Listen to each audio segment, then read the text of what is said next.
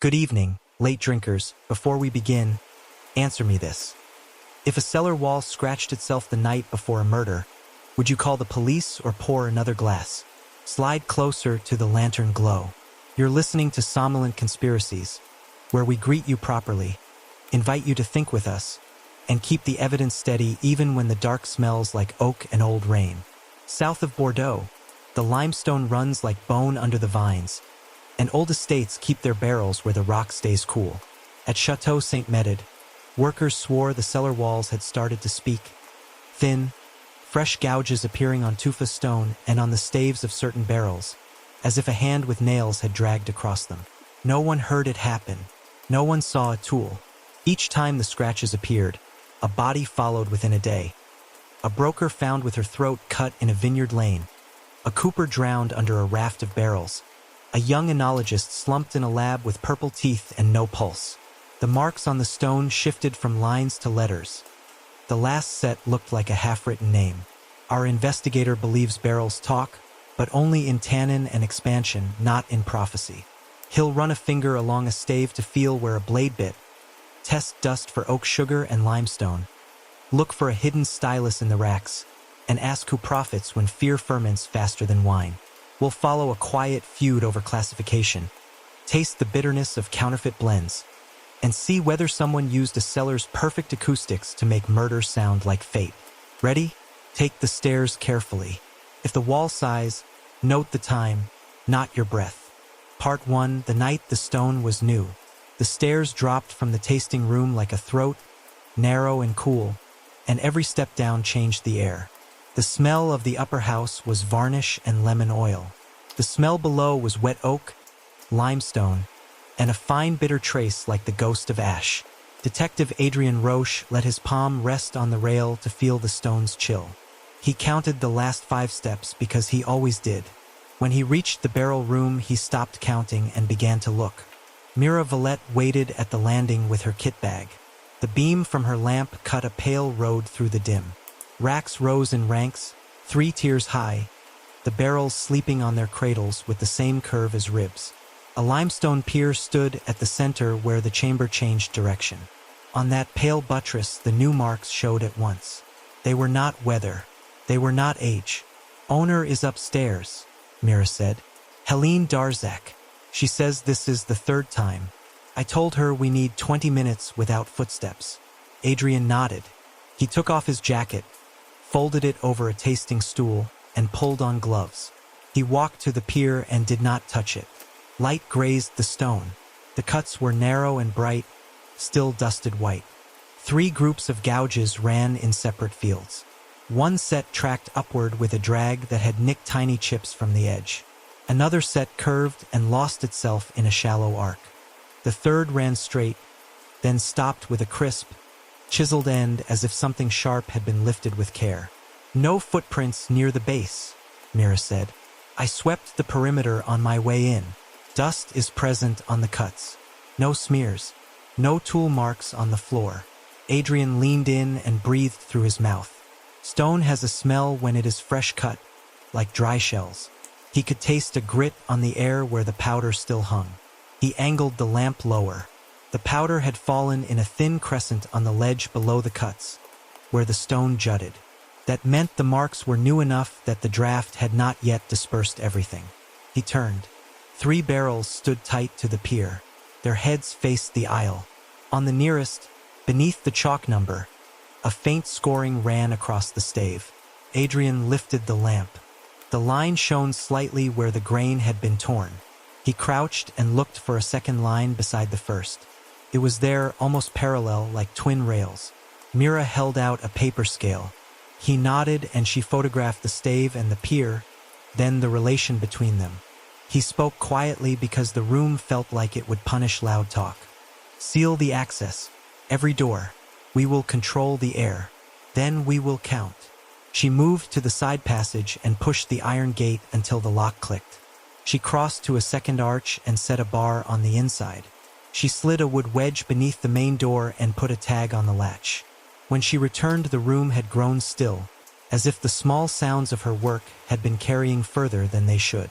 The barrels had their own breath, You could hear would answer wood as a distant knock when timber equalized to the night. Helene Darzac came to the threshold but did not step inside. She wore a dark coat. Her mouth was set. "Do you need me?" she asked. "If not, I will wait upstairs." "Not yet," Adrien said. "Please remain available." He did not watch her go. He walked the aisle instead and counted the rack posts. He sketched the chamber in a small notebook with a carpenter's pencil. Every barrel row, every light cage, every vent. He marked the pier as a square and drew the 3 scratches as paths. He shaded the arc. He did not try to read them. He did not want to bring letters where there might be nothing but lines. Mira set a small frame of black cloth on the floor beneath the pier to catch any further dust. She unzipped a pouch and took out a fine brush and a sterile vial. She collected a pinch from the ledge and from the face of the cut, labeling each. She tapped the brush over a white card until a faint drift lay there. Adrien watched the way it fell. No clumping, no damp. "Photograph every barrel position," he said. "One by one. We will need to prove if any move." She began at the north wall and worked clockwise. The sound of the camera shutter was a soft bite that seemed too sharp in the quiet. Adrien matched her progress by chalking a tiny tick on each cradle. When he finished the ring, he pulled a tape and measured the distance from each of the 3 barrels nearest the pier to the stone itself. He wrote the numbers beside his sketch. "Tell me again what she said," he asked without looking up. "Third warning in a month," Mira said. "After each one, a death within a day. A broker in a lane. A cooper near the trenches by the loading ramp. An enologist in the lab. She thinks the wall is writing. She says the last one looked like the start of a name." "We do not think," Adrien said. "We show." He stepped to the rack behind the 3 barrels and crouched so his face was level with the lower tier. The gaps between barrels were narrow, but not closed. The floor runners were heavy pine stained black by years of drips. He ran his light along the inside edge of the rack. There was a tiny bright fleck on the runner beneath the center barrel. He set down the light and used tweezers to lift the fleck. It was a grain of metal or glass, or something hard enough to keep a corner after falling. Mira held out a second vial. "Do not breathe on it," she said. He smiled despite himself and dropped the fleck into the glass. He studied the barrel heads next. The chalk numbers were simple. No new hand had fussed with them. On the second barrel, he saw a minute change in sheen along one stave, a darker oval no larger than a coin. He pressed his knuckle near it without touching. The wood there had been warmer recently. Heat leaves a print on a cask that knows its own temperature. He stood and listened. If there was a machine in the racks, it would not speak loudly. You heard small motors the way you heard a watch on your own wrist. He counted. 90 seconds is a long time when you are waiting for nothing. A draft from the vent touched the hair on his wrist. A barrel creaked. Far across the room, a drip fell. He kept counting. At a minute and a half, there was a faint sound. A patient tick like a bead dropped on wood. He turned his head to fix it. Mira raised her light and froze. The sound came again, not loud, not near, but regular. He pointed with 2 fingers and she moved the beam in a slow arc until it struck the lower back of the rack behind the pier. They waited. The sound did not come again. Waiting did not help. He set the lamp on the floor and pulled his jacket back on to keep the dust off his shirt. He slid on his side until his shoulder touched the runner and inched forward into the dark space behind the barrels. Oak filled his nose. The floor was a damp quilt of old sawdust. He could see nothing for a moment, only the pale fog of his own breath and the shape of the barrel's belly above his face. Then the light from Myra's lamp found him again, and he saw the back of the rack. There was a narrow length of metal where no metal should be. It had been stained to match the wood. A cable no thicker than a lace ran along the inside face and vanished behind a crate marked with a maintenance code. He did not touch either. He backed out slow, dust on his cheek, a thread of sawdust in his hair. "Photograph that," he said. "No flash. Long exposure." Mira set the camera on a beanbag to steady it and made 3 frames. Adrien took his pencil and drew the cable in his sketch, then the rectangle of the crate. He marked the place where he had heard the tick. He closed the notebook and set his hand on the pier at last. The stone was cool. The cuts were not deep. The dust clung to his glove in a fine coat. "Seal remains in place," he said. "No one enters without us. We will take dust, wood, and air. We will map every barrel. We will open the rack when we have enough to show this room writes by a hand, not by a ghost." He looked once more at the arc on the stone. In the weak light it almost suggested a letter, but almost is not enough. He turned away from the wish. He said as if to himself, "If the cellar writes, find the hand that holds the stylus, human or machine." Part 2, Oak, Lime, and Tool Marks. Mira set the samples on the tasting table upstairs, where the light was honest and the wood was clean. The house above the cellar had a different silence, one that held windows and cloth, not stone. Helene Darzac hovered near the doorway with a cup she did not drink. Adrien placed his notebook square to the edge and lined the vials in a row. "We will start simple," he said. "A loop and a steady hand. No machines we do not need." Mira clicked open a small case. She preferred a jeweler's loop with a swing arm, the glass scarred by years of use. She shook a trace of the white dust onto a black card and brought the lens down until it kissed the air above the grains. Adrien stood to her shoulder and watched her breath slow. "Parallel striations," she said at last. "These particles show fine grooves along one axis, not crumbled by impact. They look cut." Adrien nodded. "Cut by what?" She shifted to the second card, the one she had tapped beneath the gouges on the pier. "Same character. But look here." She tilted the lamp to rake the surface. "Tiny flecks darker than the limestone. Iron maybe, and something that shines when it turns." "Oil," Adrien said. "A film. Very thin." "Lubricant," Mira said. "A trace. You use it when you want a point to glide." Helene spoke for the first time. "You mean a tool?" "Yes," Adrien said without looking up. "Something that prefers metal to luck." He held out his hand and she placed the barrel fleck into his palm. He rolled it with a gloved fingertip. Under the loop the chip was not wood at all but something silver-gray that had taken a bite and kept an edge. He set it on a scale and tapped the needle. Barely moved. He smiled. "Small teeth leave small clues." Mira lifted the card with the wood shavings she had coaxed from the scored stave. She arranged them under the lens the way a careful cook lays herbs. The slivers had a dust-darkened edge and a faint discoloration near one end, like shadow under warm glass. "Heat bloom," she said. "A soft dark around the cut." The wood was warmer than the room when the mark was made. "Which means whoever scratched the barrel did it after a warm-up," Adrien said. "Barrels breathe. When the air warms at night before dawn, the staves swell and exhale. Someone timed their work to the cellar's breath." Mira nodded. "Or to a heater." Adrien set the cards aside and opened his notebook to the map of the racks. He marked the crate behind the pier with a small square. "There is a cable where no cable belongs. We will open that rack, but not yet. If we are right, there is a motor in there. A small one that moves in steps, not in a rush." Helene's cup clicked against the saucer. "A motor? In my racks?" "A microstep motor," he said, and then softened the words. "A little engine that moves its shaft a fraction at a time, so it can draw rather than stab. If such a motor is present, it would be married to a hard point. Carbide, most likely. Carbide stays sharp longer than steel. It scratches oak without bending, and it bites stone without crying out." Helene lowered her eyes. "And who would do that?" "We will answer with names," Adrien said. "But first, we answer with proof." He closed the loop's arm and returned it to the case. "Bring the listening kit. Back downstairs." The air swallowed the house's light. Mira set a small recorder on the floor beside the runner and laid 2 thin wires along the rack's timber.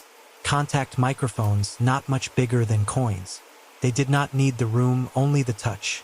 She checked the levels, then turned the dial until the speakers whispered the private sounds of wood. The room became a lung.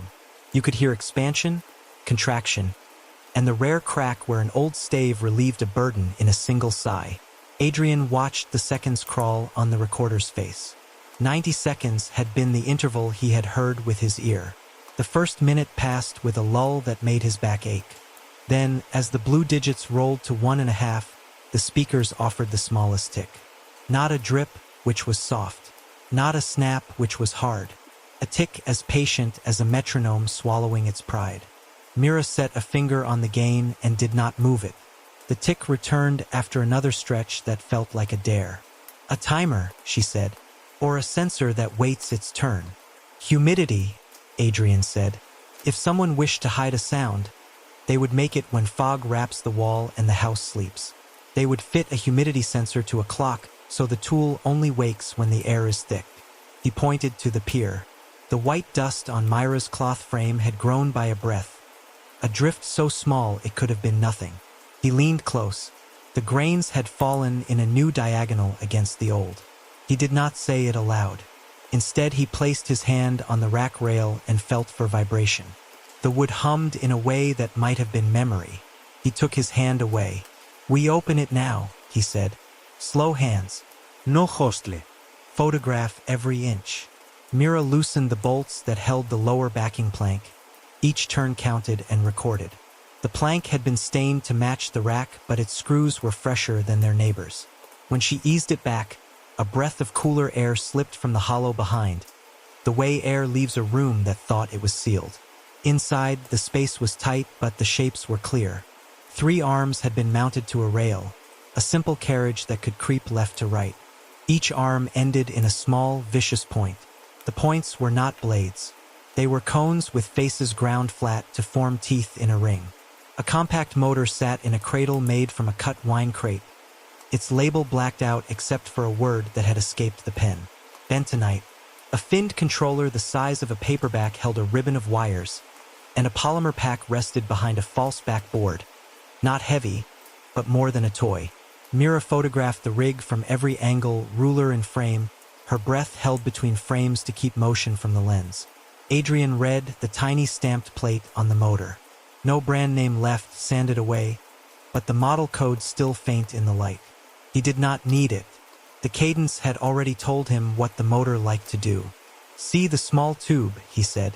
"Reservoir to drip lubricant. That would lay the film we saw in the dust. And here, this lens. A cheap camera. Not for beauty, for alignment." He traced the cable to a pinhole drilled through the rack's upright into a cavity that ran toward the aisle.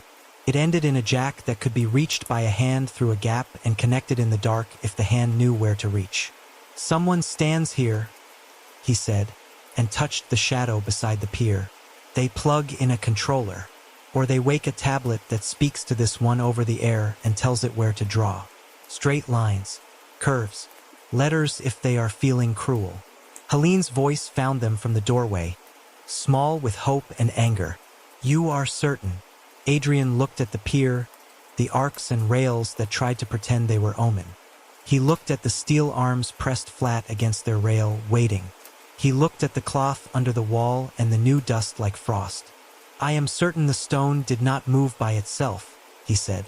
"And I am certain someone wanted you to believe that it did." He glanced at his notebook and marked 2 words beside the square where the motor sat. Microstep motor.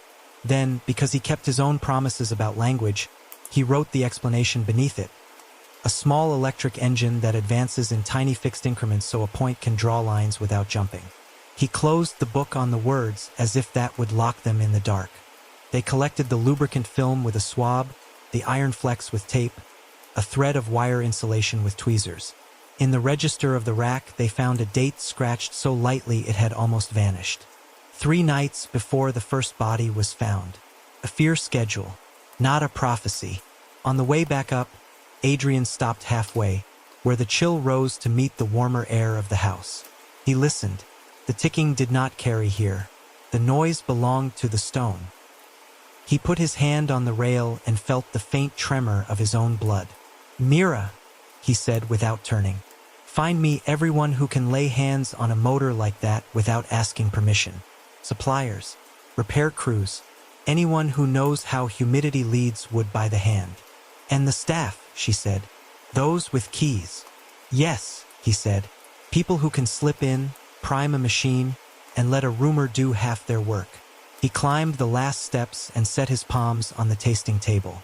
Through the window, the vines held their rows like pages. If the cellar wrote, it was because someone taught it letters. Now he meant to find the teacher. Part 3, the stylus in the racks.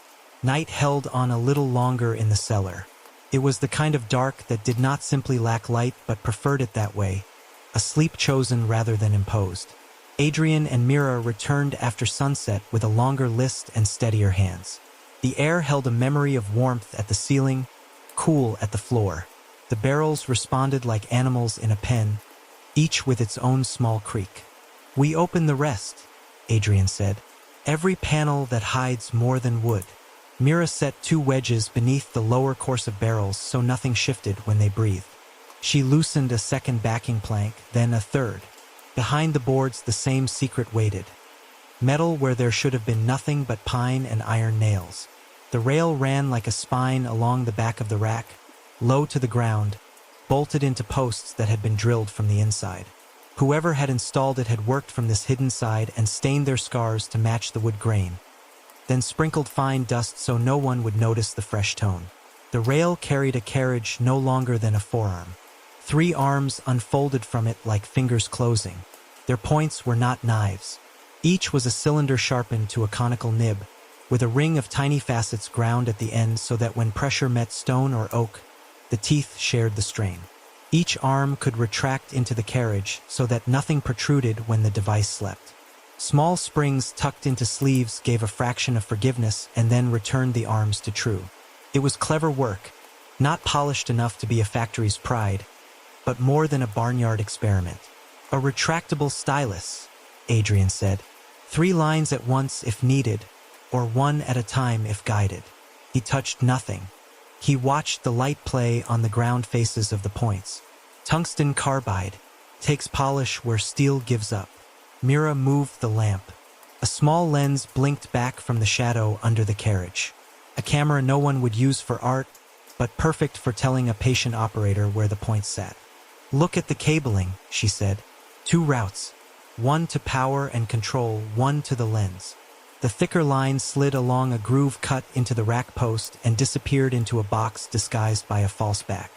When Adrien eased the back away, the little house opened. A battery pack lay on felt to keep its rattle down. The pack had been wrapped in brown paper torn from a crate. He turned the paper to see the original words. Bentonite, a clay used to fine wine. Someone had chosen that paper either by chance or because they liked the joke of a purifier hiding a trick. Beside the battery, a board with cooling fins showed a row of pins and a ribbon cable. The board would not tell him its maker. The markings had been scrubbed with solvent until only the numbers that meant nothing to a jury remained. But the arrangement of parts was familiar. He had seen such little brains in printers and in cheap engraving rigs. They told a motor to step a fraction and then rest to step and rest again, making movement out of patience. "Power here," he said. "Control here. Lens cable here." The person who did this wanted to be able to reach in, connect, and leave without a mark on the aisle. A second box sat further down the rail. This one held a sensor no larger than a swallow's tongue. Its plastic shell was pierced in a tight mesh, and a pair of wires ran from it to the controller. "Humidity," Mira said, "or temperature with humidity as a governor." "Both," Adrien said after a look. The room had to be within a range for the arms to move. If the air was dry enough to squeal, no show. If the air was loud with dripping, no show. They set their window when the house sleeps and sound does not carry. He traced a thin filament that left the controller and ran to a point hidden by the post. The filament ended in a coil wrapped around a magnet glued to the wood behind a small removable patch of rack face. When he lifted the patch, he found a slot through which a plug could be inserted and withdrawn. It had been cut so cleanly that even now, knowing where to look, the seam wanted to vanish. "Remote control," he said. Someone could stand in the aisle, turn their body to hide their hand, and insert a connector to wake the rig. Or they could sit upstairs with a tablet and whisper to it through the air. Either way, they did not need to be body to stone when the scratch was made. Mira removed a perforated panel from a corner where the rack met the wall. The panel opened into a shallow service void that led toward the next chamber. The void was not on Helene's official plans. It was a builder's habit, a small corridor left for hands that expected to return. "No footprints here," she said, "but a thread." She pinched the thread with tweezers.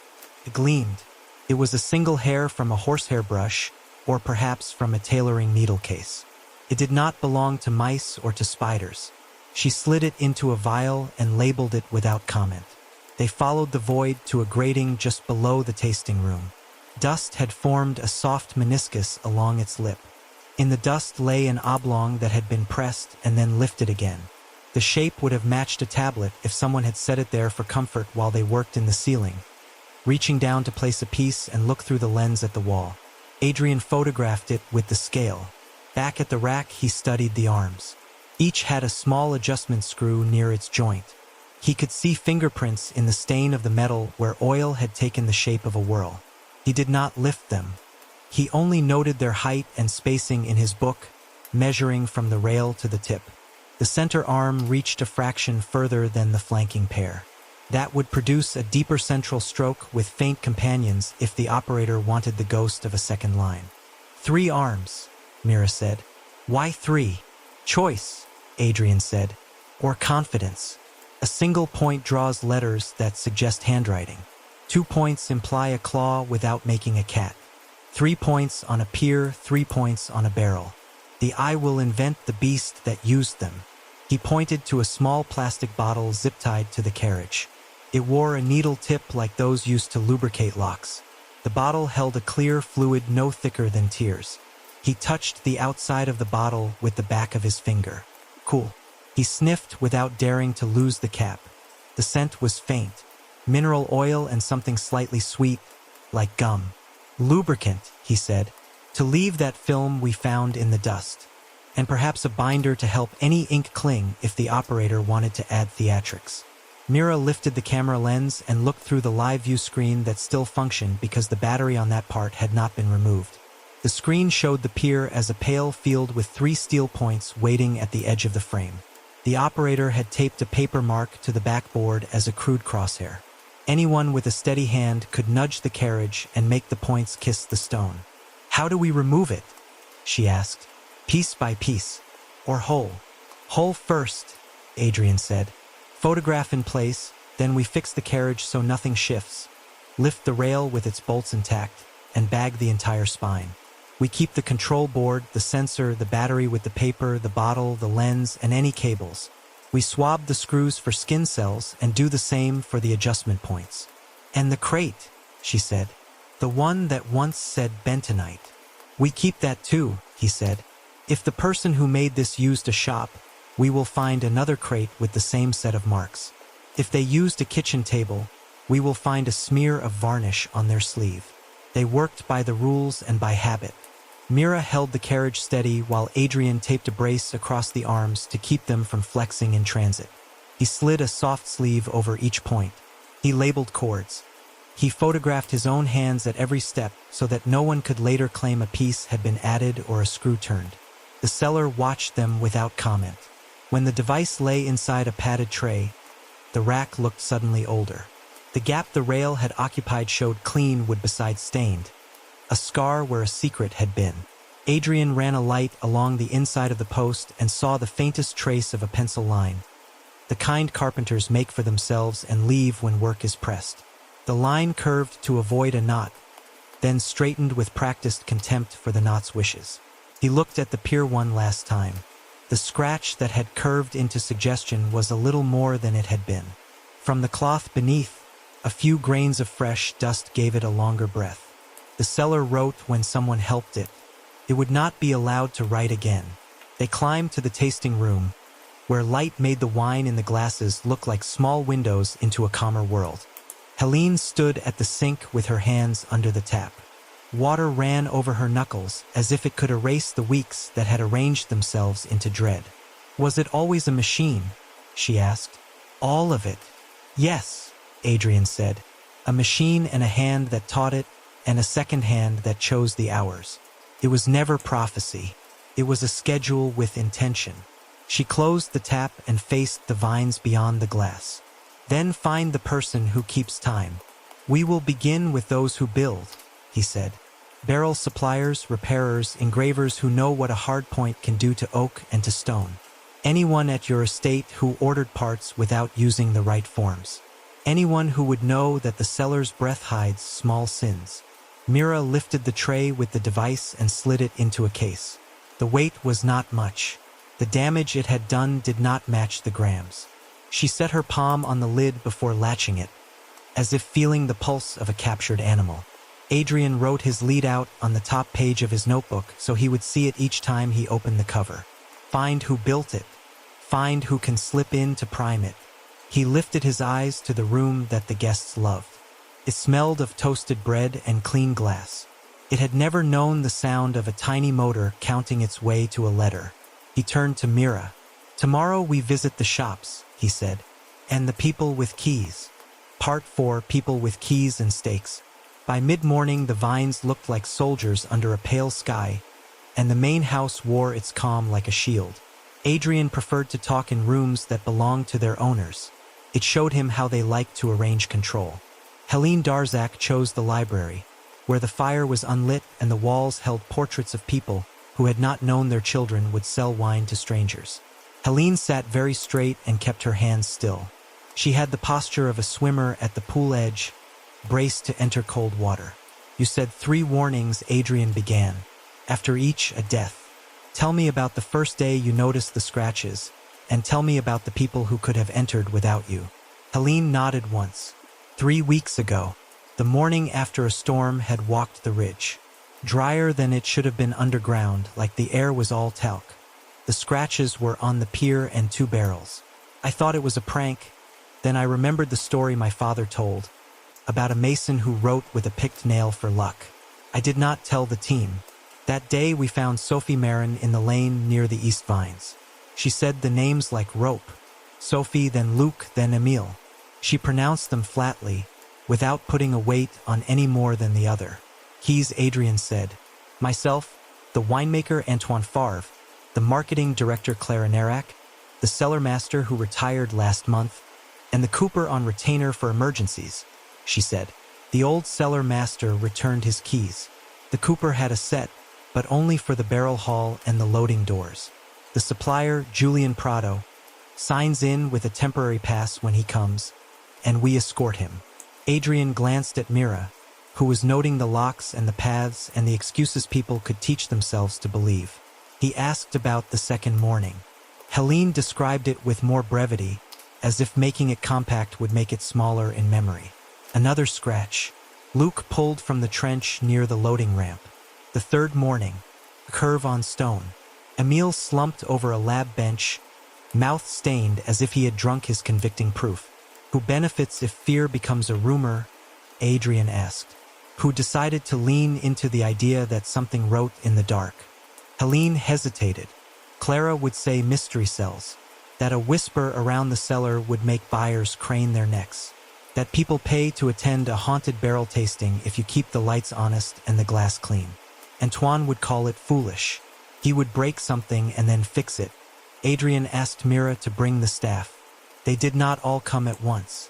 First was Antoine Favre, tall and spare, with a kind of brittle poise that makes people think a bottle was wrong because he says so. He looked at the library shelves as if their titles bored him, and then at Adrien as if that were an improvement. You have been making wine here for 10 years, Adrien said. 12, Antoine said. Longer than anyone except the woman who writes the checks. Antoine's gaze cut light and found Helene, then returned to Adrien. He moved as if his joints were greased by routine and nothing else. Adrien asked about the new label Grand Selection. Antoine's mouth held a line. We did not have the fruit for it, Antoine said. Hail and heat gave us a year of compromise. I told Helene we should speak honestly. She said the market does not drink honesty. She said we could reach the volume by topping up from tanks we had bought. Buying bulk wine for blending is not illegal at our level if you disclose it, but that was not the plan. Adrien watched Antoine's hands. The fingers were clean. The nails were short. A thin pale line ran along his ring finger where a wedding band had once sat. He asked where Antoine was at the hours when the scratches likely formed. Antoine spread his hands. Asleep in the cottage on the north side. Ask the night watch. Ask the watchman if he exists. We are expected to guard our own monsters. Did you enter the cellar after midnight on the nights in question? Adrien asked. Antoine looked tired then, as if the performance of being angry had cooled. I walked the floor before bed, he said. I checked temperature and humidity in the racks because the storm played games with the vents. I did not scratch your wall. Adrien asked about Sophie Marin. Antoine's jaw worked. She threatened us. She said she would pull buyers if we lied. He looked at Helene again and then away. I said let her pull them. A label is not a miracle. Helene kept still. Her eyes were not still. Clara Narak entered like a breeze someone had not planned for. Her perfume light and her smile not chosen for this room. She wore a scarf the color of old grapes and carried a tablet she did not turn on. She sat without waiting to be asked. You believe in story, Adrien said. I believe in the truth that people tell themselves after they drink, Clara said. That truth is generous. If a cellar has a rumor, a nickname, a shadow that refuses to be a shape, it gives a buyer something to carry home that is not only glass. Adrien asked about her account. A tablet in a ceiling void had held drawing templates and schedules. The login belonged to her. Clara's smile changed, grew smaller. My password is not a holy relic, she said. I have given it to the intern when I am traveling. I have typed it on screens in front of people. I did not imagine anyone would use it to instruct a machine to scratch limestone. I did not know a machine existed. Did you ever authorize unusual purchases? Adrien asked. Sensors, drivers, batteries, optics. Anything that would not look like a cork or a glass. Clara shook her head. Marketing has a small budget. If I order anything that blinks, it must make the tasting room blink more beautifully. Ask maintenance. Ask procurement. Ask the person who likes crates marked bentonite. Julian Prado's workshop lay in a small industrial strip by the river where the cranes looked like patient birds. He met them at the door of a space that smelled of oak dust and hot metal. He wore a leather apron scarred by honest work and the wariness of someone whose invoices had waited too long. You make good things, Adrien said. Things that let wine breathe as it is meant to. And sometimes, perhaps, you make other things. Julian led them past hoops and staves to a bench where a small engraving jig sat clamped. A home for the kind of motor that advances in fractions. He did not pretend. He tapped the jig with a knuckle, and then the crate beneath that had once held clay for fining wine. You are not the first to ask for cleverness, he said. I built arms for Saint-Medard. They paid late. I told myself I was scaring them into being decent. I set it up to scratch when the air grew heavy so no one would hear. I did not tell it to draw names. I did not kill anyone. Who asked you to build it? Adrien said. A consultancy with no address. Julian said with a smile that did not reach his eyes. Cash in envelopes. The man who came for updates smelled of oak and violets. He had hands that know how to lift barrels without making a show of strength. He brought a set of humidity sensors and said he would mount them himself in the racks. He did not want me in the cellar when he played. Luc Benoit would have known how to lift barrels, Adrien said. The Cooper. Did he know you built it? Julian's shoulders changed shape. A slow collapse. He knew. He needed the cash. He set it up with me the first night. We joked about frightening the boss into paying invoices before the wine paid us all. He did not drown because of a joke. I did not push him. Adrien looked at the ledger on the wall. The names were written in the same pencil on the same kind of paper he had seen behind the rack. The cash entries had been marked with a small triangle that might have been a habit or a code. He asked about the triangle. Julian shrugged. It means not through the bank. It means do not ask which mouth it came from. Back at the estate, Adrien stood in the lab where Émile Juin had fallen asleep forever. The room smelled of alcohol and a sweetness that belonged to young wine. On the bench lay chromatography strips like pale stairways, each marked with a pen that loved neatness. Émile had been young enough to believe his neatness could defend him. Adrien pictured a triangle of needs. An owner who could not sell honesty. A winemaker who could not forgive dilution and yet would do it to save a vintage. A marketing voice that would wrap a weakness in silk and call it mystery. Add a supplier with a gift for small machines and a cooper who knew where the wood hides its cuts.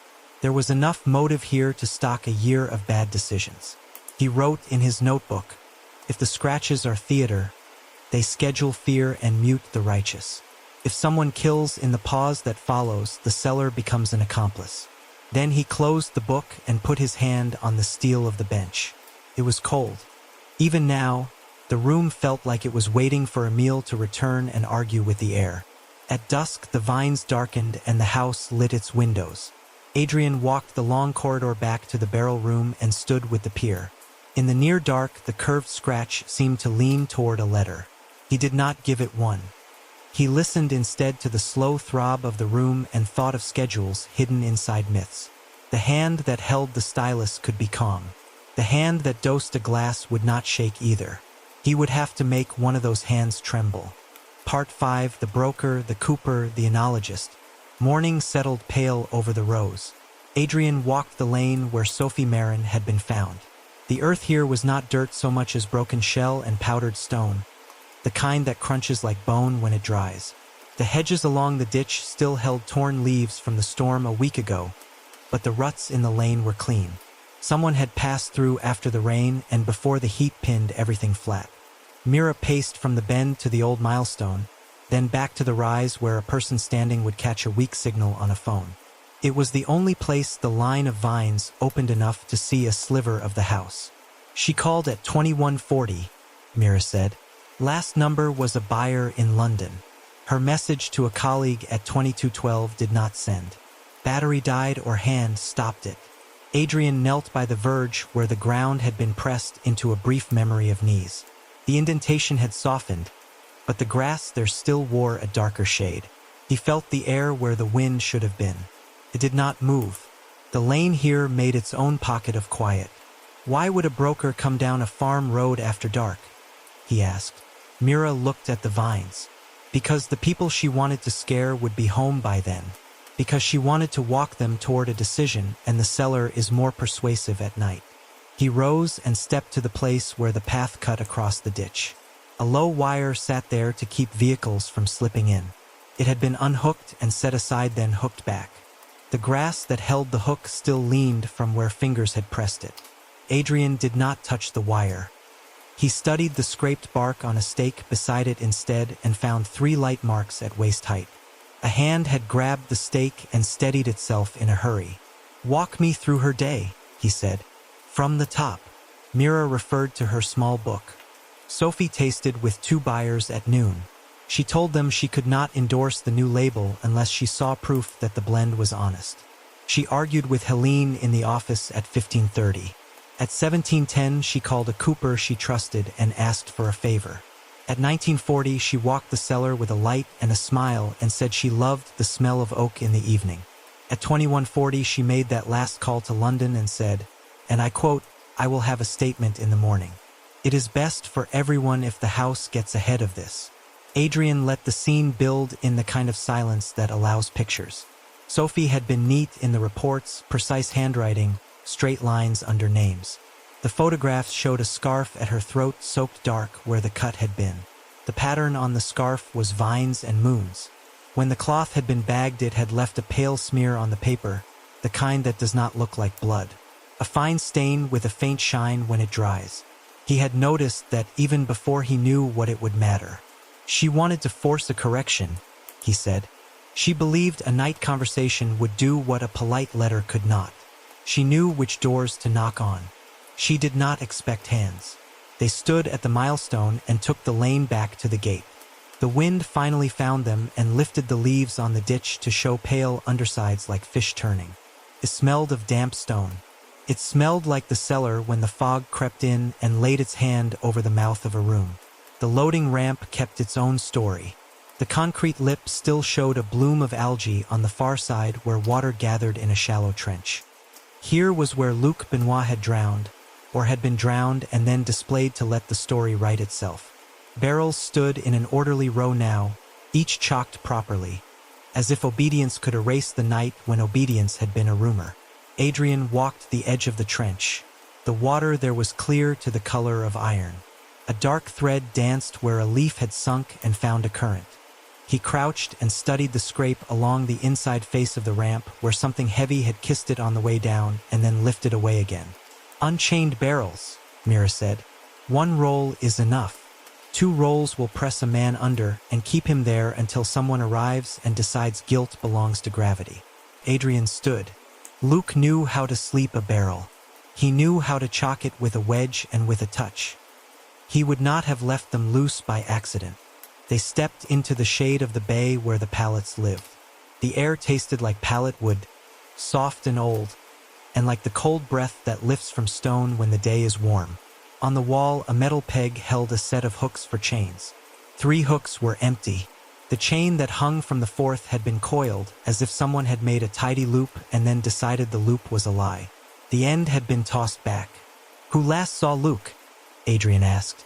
"The watchman," Mira said. "He is not a man who watches. He makes the rounds at 21, sits in the office, then walks again at 1. He saw Luke at 2020 on the phone. Heard the word barrel and the word swap. Then the signal went thin." "Swap," Adrien said. "Not repair. Swap and rebrand," Mira said. "Luke told a cousin that week someone wanted to move heads and hoops, sand out the old stamp, and put on a new one so the label could claim a nicer bed for its wine. They stood where a man would have stood to take a call and to look out over the yard as if it belonged to him. The yard did not care. It was a place that accepted pallets and trucks and the occasional argument. On the concrete, a faint patch showed where a boot had dragged. A second patch showed in answer. 2 men had danced a heavy dance here, or 1 man had worked to move something the floor did not want to give up. Adrien looked toward the cellar doors. "The scratch that night," he said. "What shape?" 3 straight lines, Mira said, "at slight angles to each other. Not letters unless you squint and choose. Or an L if you are willing to need an L." He nodded and kept it. He did not like letters in stone, but he liked schedules, and the schedule had started to show itself to him the way a net shows itself when light finally finds the thin cords. In the lab, the light did not feel like forgiveness. It was a north window light, flat and honest. The benches held beakers and a small still, a set of glass tubes that looked like a precise game, and a row of thin strips pegged to a line above the sink. The strips were Emile Juin's. He had labeled each by hand in a script that wanted to be a map. The ink on the labels had bled a little where a drop had hesitated before choosing a direction. None of this would have mattered if Emile had not had a good nose and a better conscience. Adrien read the last entries. Emile had written 2 words that did not belong to romance. Outside wine. He had tracked peaks on his charts and circled the ones that did not match the house's old profile. He had stepped back from his own door. He had written a note to himself and slid it under his pad so that the person who came after him would find it. He had not expected that the person would be a detective rather than his own morning self. Mira opened the refrigerator and found vials labeled with dates and codes that now sounded like small graves. She handled them with care, but not with awe. Awe is not useful in a lab. She closed the door and leaned her head against the cool metal for a breath. "Purple teeth," she said softly. "That is what they saw when they found him. A sign that he had done what he loved even as he stopped doing it." Adrien stepped through the motions. He stood where Emile would have stood to check a fermentation chart and where he would have groaned at a pump that insisted on a new seal. He stood at the sink and looked at the rack where the paper strips hung like flags that do not wave. He touched nothing he did not have to. He looked at the waste bin and saw nothing like a miracle, only paper towels with small stains, a pill strip for a stomach medicine left with 3 missing, a wrapper from a protein bar because the body is a machine that asks for fuel until it does not. He walked back to the cellar and stood with the pier again. The first scratch had been a curve, then a stop. The second had been a set of lines that could be an L if you were a person who needed that letter to exist. The third had been 2 strokes at right angles, then a short line, then a faint extra where the stone had offered its own idea. Someone had decided to let a pattern form as if fate had a brush in the cellar. He imagined a hand drawing with the device the way a boy guides a toy on a table, and then another hand stepping out the next day to choose a place and a person to fit the plan. They went to the small apartment where Emile had lived in the West Wing. The room held a bed neatly made, a stack of notebooks on the desk, and a record player that had not spun in days. On the shelf, a book about the geology of the region leaned against a guide to barrels. Emile had been an eager student.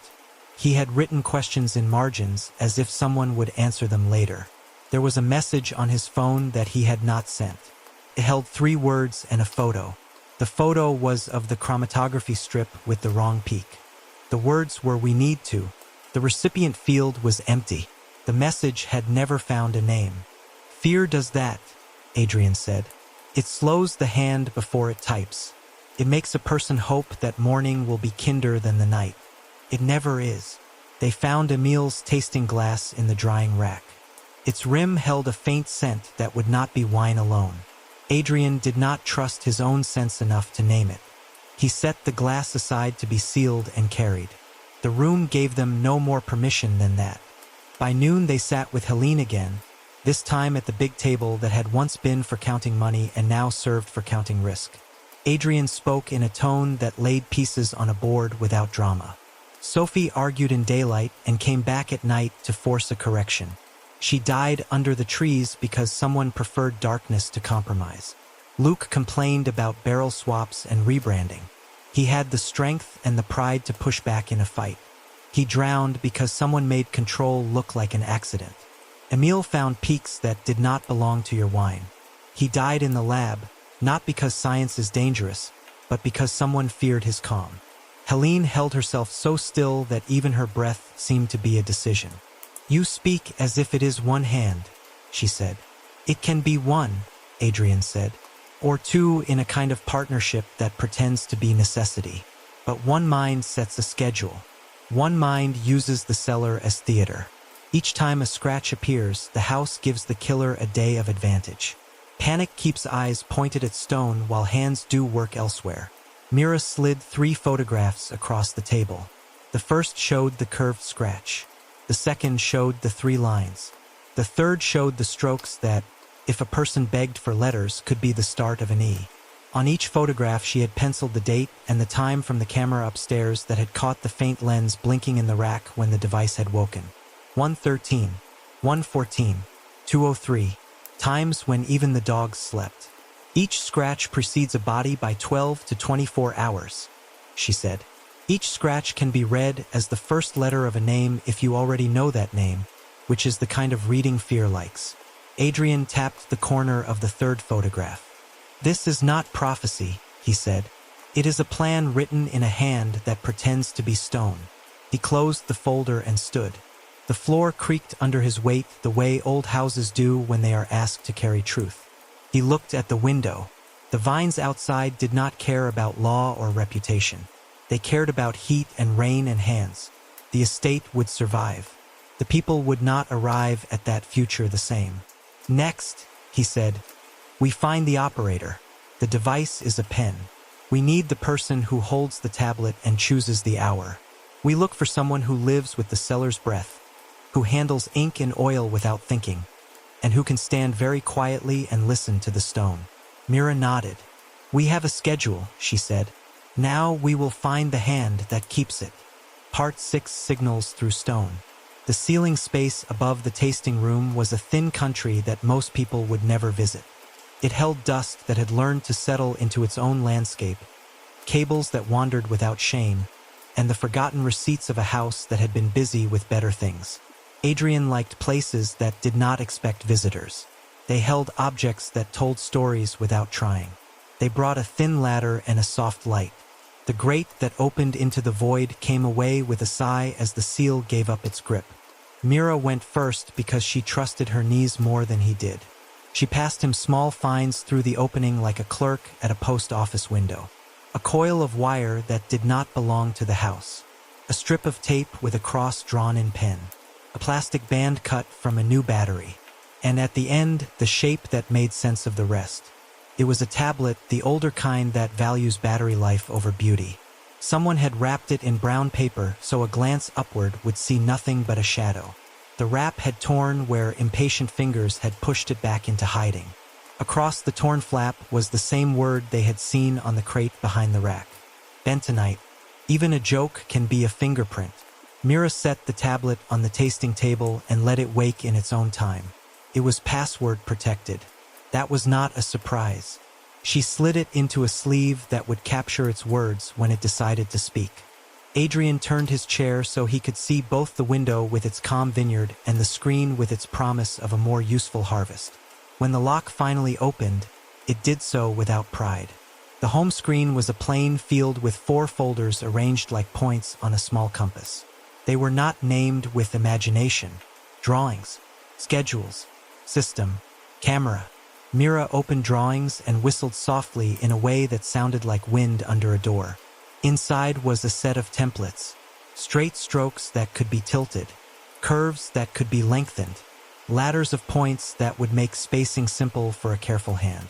It was a child's version of an engineer's tool, crude but ready to be patient. The files bore names that hid in plain sight. Line 1, arc medium, 3 lines slight angle. None of it would scare a lawyer. All of it would guide a motor that took orders well. Mira touched schedules. The list there was short, 3 entries with dates and times. 1:13, 1:14, 2:03. The days matched the nights before the bodies were found. The times matched the faint ticking they had heard in the rack when humidity made the room safe for quiet mischief. Adrien felt the strange relief that comes when a pattern surrenders. He was always suspicious of relief. He asked Mira to open system. She did. The logins were simple. The administrator account had been baptized with a name that did not belong to intrigue. Clara Narek. A recovery email had been listed beneath. It was the address used by the marketing team for press notes and invitations. The tablet had spoken to the camera in the rack and to a small board beside the motor. It had done so with Clara's name on its lips. Helene stood near the door. She had come when they called her, but she had not stepped closer. She could see enough at that distance. Adrien did not look up at her. He kept his eyes on the patient list of times on the screen. A simple schedule is a cold thing. Mira opened camera. The folder held small videos. Each showed the pier from waist height. The image was not lovely. The lens was cheap, but the purpose did not require charm. In the first file, the stone sat empty for a long minute. Then the points slid into frame. 3 small tips bright in the lamplight like the eyes of an insect. The center tip touched. A line appeared, thin and firm. The point lifted and returned to the left. It drew the second line with a shallow arc. The third was a barely wet brush on stone. The device had not tried to be an artist. It had meant to be a rumor. In another file, the points traced 3 parallel strokes at slight angles, as if the operator had wanted clean geometry, not the clutter of a letter. In the last, the device drew a downstroke and a stroke across, then lifted. The frame shivered as if someone in the aisle had coughed. The point returned and added a small tail that had not been in the template. Perhaps the operator had tried to be playful, or perhaps the stone had offered its own tiny opinion as moisture moved through a crack. Mira paused the video with the tail and enlarged the final frame. On the skin of the scratch there was a faint pattern that did not belong to the stone. A crosshatch so slight you could miss it. Adrien smiled for the first time that day. He had added a watermark at dawn when they had rewired the feed to notify him if the device woke again. This small net of lines was the mark. It meant that the next scratch would carry his name without saying it. They called Clara. She arrived with the same scarf and the same quick step that made rooms forgive her small impertinences. Adrien did not ask her to sit. He showed her the tablet instead. She looked at the screen for a long 5 seconds and then at Helene with a tilt of the head that invited a laugh that did not come. "You have my name and not my hands," Clara said. "I have a bad habit with passwords.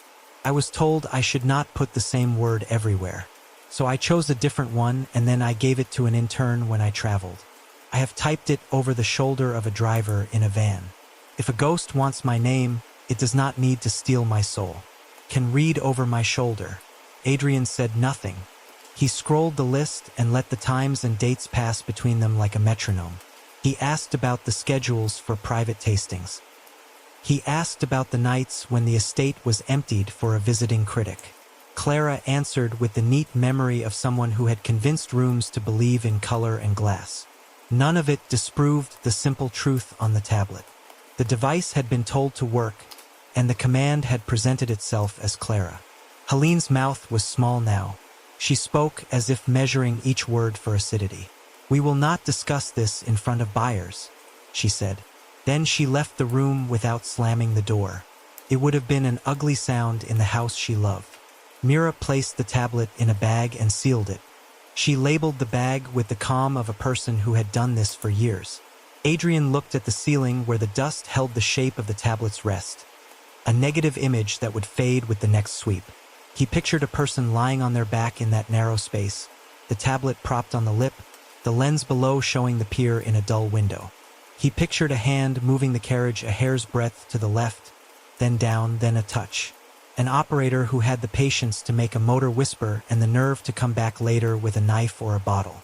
The house cook brought coffee because that is what people do when they cannot fix anything but still want to be kind. Adrien thanked her and let the cup cool. He opened his notebook and wrote the pieces that would keep him honest. A camera in the rack, a tablet in the ceiling, templates that match the scratches, a schedule that maps to the nights before death, a login that wears Clara's name. All this says control and rehearsal. It does not yet say murder. He looked at Mira. Her eyes were not on the coffee.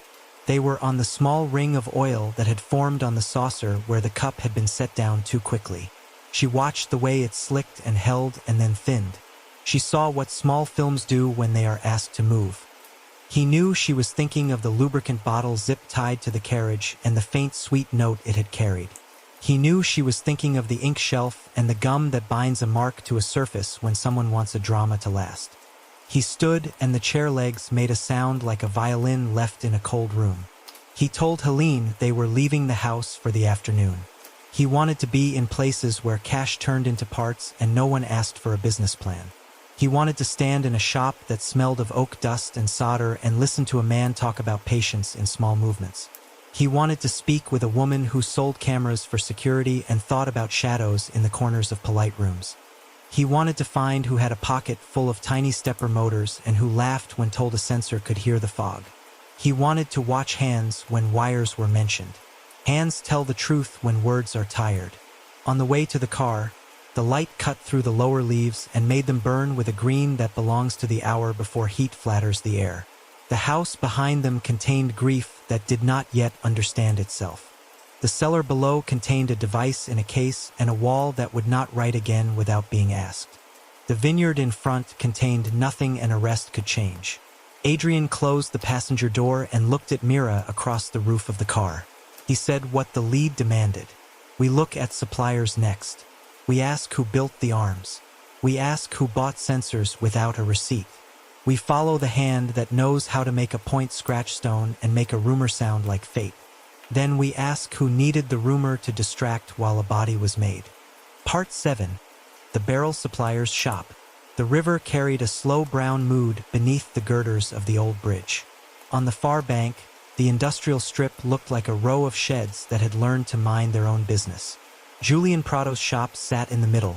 A wide door rolled up to the height of a man's pride. Oak dust breathed out into the lane with every change of the air, and a rasping sound inside kept a steady time. Julian met them at the threshold with a hand that had taught iron to obey. He wore a leather apron and a guarded half-smile. The look of a man who knows his keepsake is his skill, and the world sometimes asks him to use it for something other than beauty. "I heard you were coming," he said. "Helene telephones when she is frightened." Adrien stepped inside. The shop's light was kind to what it revealed. Hoops hung from pegs like dark halos. Staves leaned in bundles, their curves already practicing the shape they would become. In the back, a small bench held a vise, a soldering iron, a scattered nest of resistors and wire, the fragments of work that sits between wood and thought. "You are a cooper by training," Adrien said, "but you know metal and the small minds people put into it." Julian's smile thinned. A man who keeps a business alive learns to say yes to a few more questions than he used to. Barrel heads do not stamp themselves. Logos do not burn into oak by prayer. If a house wants a flourish, I show them a point that will draw it. Sometimes that point does not kiss wood at all. He led them toward the bench. There, in a clamp, sat a traveling carriage from an engraving rig, the kind used to etch a series of letters into a head or a pattern into a tasting board. A little motor was bolted beneath it, its shaft married to a lead screw that promised movement so patient it might pass for care. On a shelf above, a row of hard points sat in a tray, their faces ground to shine. Adrien picked up one with gloved fingers and held it near the window. The tip was a cone, ringed by tiny flat faces that caught the light like a crown. Tungsten carbide, he said. Julian nodded. Steel chews and cries. This keeps its temper. I keep a few for clients who want clean lines. On a drafting table, a stack of purchase orders waited under a magnet shaped like a fish. Adrien did not touch them yet. He looked at the rest of the bench. A small bottle with a needle tip sat half full of clear oil. A plastic case held sensors so small they looked like toys a clever child would swallow. He lifted the lid and read the label a supplier had once stuck to the inside. Combined humidity and temperature module. 3 in the case. 2 empty slots. Adrien said nothing. He set the lid back and rested his hand on the bench as if to comfort it. Mira moved to the drafting table and scanned the orders. Her pencil tapped when a line mattered. 3 sensors shipped last month, she said. Delivered to the estate. The order runs through a maintenance code rather than a named project. The signature is a scrawl. Could be anyone. The invoice number is clean. The payment stamp is clean. But the routing avoids the desk that would ask why we need such things. Julian took off his apron and hung it on a peg. He wiped his hands on a cloth that had stopped caring about stains a year ago. I will not lie to you, he said. I built a rail and a carriage for Saint-Medard. I did not take their money into my bank. They paid with envelopes through a person who called himself a consultant. He wore decent shoes and the kind of watch that admits an affection for order. He smelled of oak. He handled barrels without the clumsy courtesy of a stranger. Luc Benoit would have smelled of oak, Adrien said. Julian looked at the floor, then at the vise, then at Adrien. He nodded. Luc came out to my shop on a Saturday. He brought me a crate with the word bentonite on it and told me to cut it up to make a cradle for a battery and a control board. We drank a coffee while the glue cured, and he told me the owner was late with payments. He said a little fear could be a broom. I am not proud of that conversation. We thought we were scaring the money into moving. We were not making a church for a murderer. Adrien let him speak into the silence until the words stopped trying to hide behind other words. Who gave you the board, he asked. The small computer with fins to keep it cool. Who explained what sort of motor it should command. Julian drew a rectangle on the air with his fingers. A technical representative from a small firm that sells engraving kits under different names. He did not give a card. He showed me a board and said it would talk to any little motor that answers to steps rather than a wild spin. He gave me the first configuration on a memory stick. He said the rest could be done by anyone who knew how to count to 90 and back again. 90, Adrien said. 90 seconds, Julian confirmed. He grinned painfully. Even cleverness gets lazy. If you tell a device to move after each humid breath of the room, you do not trust the sky. You give it a timer as well. He tapped the counter on the wall that tracked power outages for insurance claims. He had a tidy mind, the person who wanted the ticks to be steady. Mira showed Julian a photograph of the rail in the rack. How many of these did you make, she asked. 1 and a spare. The spare stayed on my shelf until a week ago when the same man came and said he was returning it for me to destroy because he had no use for it after all. He did not bring the spare back. He brought me a story. Adrien turned to the ledger. The pages were ruled by hand. Names written with a carpenter's pencil, numbers that obeyed. Some entries wore a small triangle in the margin. What do your triangles mean, he asked. Not through the bank, Julian said. A habit. Once you put a mark on paper to warn your future self, you keep it. Cash jobs that do not want to show their face in daylight get triangles. When a house is late paying under its own name, sometimes a friend of the house arrives with a paper bag and you call him a consultant to make the air less ugly. I am not proud, but I am still here. A small bell near the door chimed when the wind nudged it. The shop felt briefly like a chapel that had learned how to fix things.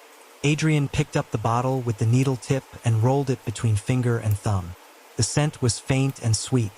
Gum Arabic in oil, he said. Enough binder to let a little ink cling if someone wanted to paint a rumor on wood or stone. Julian's eyes flickered.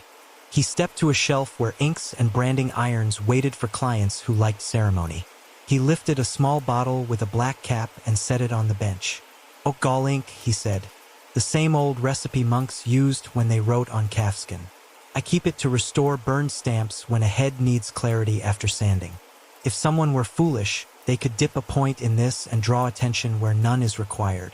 Adrien remembered the faint shine on Sophie's scarf. He pictured a thumb that had touched an ink bottle cap, then steadied a hand at a throat. He looked at the engraving rig clamped to the bench. Where did you get your motors? He asked. A catalog that sells to hobbyists and to board professionals. They arrived at my door like any other part. If you want a list, I will give it. But the hands matter more than the shop. The person who did this can sit on the floor in a suit and wait for the sound under the sound. He will need a tablet, Mira said, or a hand controller, something to load a pattern and tell the board when to wake. Julian lifted a small device from a drawer. Thumbwheel, he said. Old school. But the tablet fits the way people live now. Hide it in a ceiling, lie on your back, watch the pier through a cheap lens, nudge the carriage, draw a scar. If you have the temperament to listen for fog and to come back the next night with a bottle that stops a heart, you can do a lot with 2 hands and a little patience. Adrien let the bench hold the moment. Then he asked the questions that did not want to be asked. Where were you the nights the scratches woke? Here, Julian said. My wife will show you the shows we watched and the times we fell asleep. Does a device wake up under your racks without you noticing? Yes. Do I go to the estate and play with it? No. Did Luke come again after that Saturday? Once. He carried a coil of thin cable and a smile he did not mean. He told me not to worry if I heard about a prank. He said he was tired of waiting for being paid to be called a virtue. Adrien's eyes drifted to the door. Beyond it, the river moved without caring about names. He signed for the items they would take. The list included a spare carriage, 2 motors, a set of hard points, an empty sensor case with its torn label, and a copy of the purchase order that had sent 3 sensors to the estate. He took photographs of the ledger entries that wore the triangles. He asked Julian to expect a second visit. Julian nodded with the resignation of a man who has already rehearsed the truth and knows practice does not make it kinder. On the way back to the car, the smell of oak clung to their clothes the way stories stick when they are not finished with you. Mira folded the purchase order into her notebook. She walked in silence until they reached the corner where the lane met a strip of poplars. It is neat, she said. Too neat. A supplier with the right parts. A cooper with a reason to pretend fear helps cash flow. A house with records that pretend everything wears the right name. And between all their certainties, the time it takes for a motor to hum and for a person to step into a lane with a blade. Adrien unlocked the car and rested his palms on the roof before getting in. He spoke to the metal as if it were a witness. The device is a pen, he said. The schedule is a ruler. Julian built the pen. He says he did not write the letters. Luke knew the tool existed and helped mount it. He died in water that belonged to his trade. The person who needed the letters is still in the house. Mira looked at him over the map case. The winemaker, she said, or the owner, or the marketer. The 3 points of the triangle you drew on the lab bench. He nodded. Then he opened the door. We lean on the triangle until one corner cracks. Part 8, the winemaker's temper, the owner's debt. Afternoon thinned the shadows across the courtyard. The house had drawn its curtains on the west side to pretend the heat was manageable. Adrien asked for the small conference room beside accounts. It smelled of paper, glue, and the old brass of a calculator that no one wanted to throw away. A window looked over the loading bay where the trench made its dark promise. Antoine Favre arrived first. He came in with a controlled stride, the posture of a man who planned to win by keeping his balance. He sat but did not relax into the chair. His shoulders held the same stiffness as a full cask before the first draw. Adrien put 2 photographs on the table. One showed a pump sheet with handwritten corrections. One showed a barrel head sanded to a halo where a stamp had been thinned, then rebranded. He set a 3rd paper beside them, a printout of emails pulled from the office server. The subject line read Grand Selection Volume Assurance. The body held neat sentences that had learned to explain a sin so cleanly that it sounded like a virtue. You started topping up from outside tanks, Adrien said. You called it bridging a gap. You told yourself a label could bear the load. Antoine did not glance at the photographs. He looked at the window as if it were an argument he had already had. We lost fruit, he said. Hail at blossom, heat at Verizon, then rain and mildew at the turn. If we did not fill the barrels, we would ship emptiness. I told her to change the claim. She told me to fix it in the cellar. Adrien slid the pump sheet closer. The corrections were clean. The numbers were not panicked. They were the work of someone who knew the flow of liquid as well as his own breath. You are good at this, Adrien said. That is what makes it dangerous when you choose a shortcut. Antoine's mood twitched. You want me to confess to a philosophy lesson. You want me to admit I put a stranger's wine into our barrels and called it a rescue. I will not pretend I am innocent of that. I will not pretend I am proud. But that is fraud. It is not a knife in a lane. It is not a hand on a man's head in a trench. Adrien kept his tone flat. Sophie told buyers she would pull her orders. Luc refused to bless barrel swaps with his silence. Emile found peaks that did not belong to your vineyard. All 3 died within a day of a scratch in stone. A device was mounted behind your racks. A tablet set its hours. Someone used Clara Nerac's name to wake that device. Someone needed fear to keep the house looking at a wall while they worked. Antoine's jaw hardened. I did not build your trick. I did not draw your marks. If you found my temper in the hall, you would find me breaking the camera, not nursing it. If I wanted to save a label, I would argue until someone cried. I would not plan a pantomime. I make wine. I do not design theater. Mira placed a clear bag on the table. Inside lay a dropper bottle with a soft cap and a label that had been peeled away. The residue on the glass was faint but told its own history. She did not say what was in it yet. She only let the shape sit between them. Adrien did not look at the bag. He looked at Antoine's hands. There was a new thread of skin along one knuckle where it had split and sealed again. Someone who had gripped a cold rail for too long would have the same mark. He turned the thought away until it could be tested. You are careful with your instruments, he said. You record temperatures, humidity, and pump times with neat lines. You know when the room breathes. That makes you a person who can operate in the minute between sounds. It also makes you a person who would hate the sloppiness of murder. Unless, of course, you convinced yourself it was necessary to keep a truth you loved alive. Antoine stood, then sat again. He looked like a man who had arrived at a cliff earlier in the week and now found himself at the same edge, ashamed to see it again. He spoke toward the table. I told Helene the label would kill us either slowly with shame or quickly with scandal. She asked for a 3rd option. There was none I could live with. He lifted his eyes.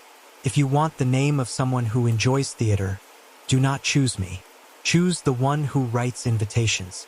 Choose the one who calls a rumor a halo. When he left, he did not ask if he could go. He did not look back at the bag. Helene Darzac came in with a folder held at her hip. She placed it on the table and rested her palms on the cover. The folder contained insurance documents. The rider she slid free had been executed in the spring when the first hail report arrived. It was a thin set of clauses, written by a mind that expected the world to scrape its knee again. You insured against criminal intimidation, Adrien said. That is a very particular phrase. Helene kept her gaze on the rider. If a 3rd party threatens operations with deliberate acts, the policy covers losses tied to interruption. Locks broken, tanks contaminated, equipment sabotaged. I signed this because every estate has a rival who believes in shortcuts. I did not sign it because I planned to haunt my own house. Mira read the subclauses. A marker violet highlighted deadlines for notification, police involvement, and documentation requirements. The file also held a checklist that had been started in Helene's handwriting. A star marked a line about preserving evidence of any intimidation. You photographed the scratches, Mira said. You filed notices. You opened a channel with the adjuster. You kept the story straight for the paperwork. Helene looked at Mira as if asking for permission to be a person rather than a role. I have payroll, she said. I have barrels already paid for. The new label was a mistake made when better choices seemed illegal. If I could be compensated for disruption, perhaps I could slow the panic while we removed the lie from the blend and told a cleaner truth. A rumor about a haunted wall is ugly. A bankruptcy is uglier. Adrien nodded. Somewhere between pragmatism and despair, a policy can look like a plan. But the writer would not pay for a murder. It would pay for lost tours, delayed shipments, and a line of buyers who decide Mystique is not worth a headline. Helene's face was pale in the afternoon light. I did not ask anyone to be hurt, she said. I did not ask anyone to mount a device that pretended to write. If you think me capable of that, you do not understand what it costs to run a place like this without becoming a stranger to yourself. Mira slid another document forward. It was an email thread from Clara to Helene and back again. The subject read narrative discipline. Clara had written that a whisper around the cellar could lift a mediocre season if handled with taste. She had added a line that might have been clever late at night and unfortunate in a courtroom. Let the cellar gossip. Fear sells exclusivity. Helene closed her eyes. Marketing is a language that terrifies me when it is fluent. I told her to keep the glasses clean and the lighting kind. I did not tell her to stage a superstition. Clara arrived with her scarf knotted tighter. She looked from the writer to the email to the bag with the dropper bottle. She raised her hands before either of them could speak. I wrote that line. I regret the flourish. I did not commission a machine. I did not set a schedule. I did not drown a Cooper or put a blade under a scarf.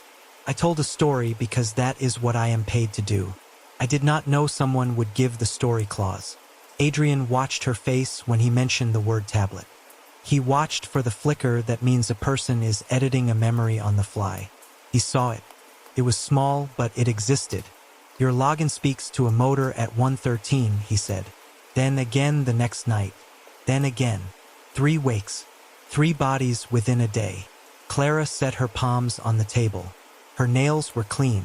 Ink had stained the side of one finger, the kind of half-moon someone gets when a pen leaks during a long day of applications and menus. I reuse passwords, she said. I pass them to interns and drivers because I am not a careful saint. If you want to arrest me for laziness, I will sign. If you want to say I lay on my back in the ceiling and played with a toy that draws on stone, I need more than a folder to agree. Mira reached into another bag and brought out a small bottle with a black cap. Oak Gall ink. The old recipe. We found its twin in the supplier's shop. We found the binder on the pier. We found gum arabic on fibers from 3 victims. It is a messy road, but the footprints repeat. Clara blinked. Her mouth made a small shape and closed again.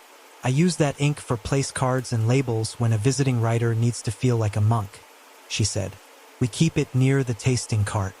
If you want my fingerprints on the bottle, you will find them. I do not know what that proves. That I handle props. Adrien did not push farther. He changed the angle. He asked about Sophie on the afternoon before she died. Clara had arranged the lunch. Clara had walked the broker through the garden and spoken about stones and fog. Clara had sent a message to a list of buyers about a limited window for early allocations. The email sat open on the table now. It looked harmless if you did not know the smell of a schedule.